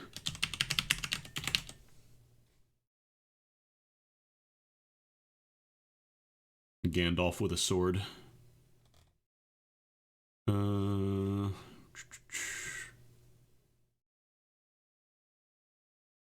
Earth damage. Okay, that's not plain damage. Okay, I see. You can do instant charge and then do these celerity, discord, or velocity, and cooldown for these. Oh, here it is. Yeah. I see now. Deals 1 mil plane to all foe. Yeah, that's really solid, actually. Yeah, in that case, I would say probably just go for Tien if you're not 100% sure. Otherwise, Seox and Seofon are solid units, but do require investment. But yeah, I think that's going to be where I call it for now. I wanted to just see another, like, 3-hour session, see how we could do. And honestly, I don't think we got Arcarum unlocked last time, and I don't think I was able to finish the Seeds of Redemption quest. Because they don't hand you, like, as many grid pieces as you do get from this. Or characters, you know, so you can't even get that. あなたと一緒に成長してるって感じがして嬉しいです。 It also just gives you a one-touch button to auto-do this stuff, which is really nice. But yeah, we'll call it there for now. Thank you for stopping by for my second dumb little experiment. I don't know that I'm going to do this again unless they significantly change the new player stuff again, which I don't see them doing. I just wanted to try out something a little different this time. But yeah, thanks for stopping by. I will be back on Monday. That is it for the week for me. I'm going to raid y'all over to Matt. To Miniature Mattiature. He's doing some count 'em ups. He's doing the observe and make sure the thing is correct.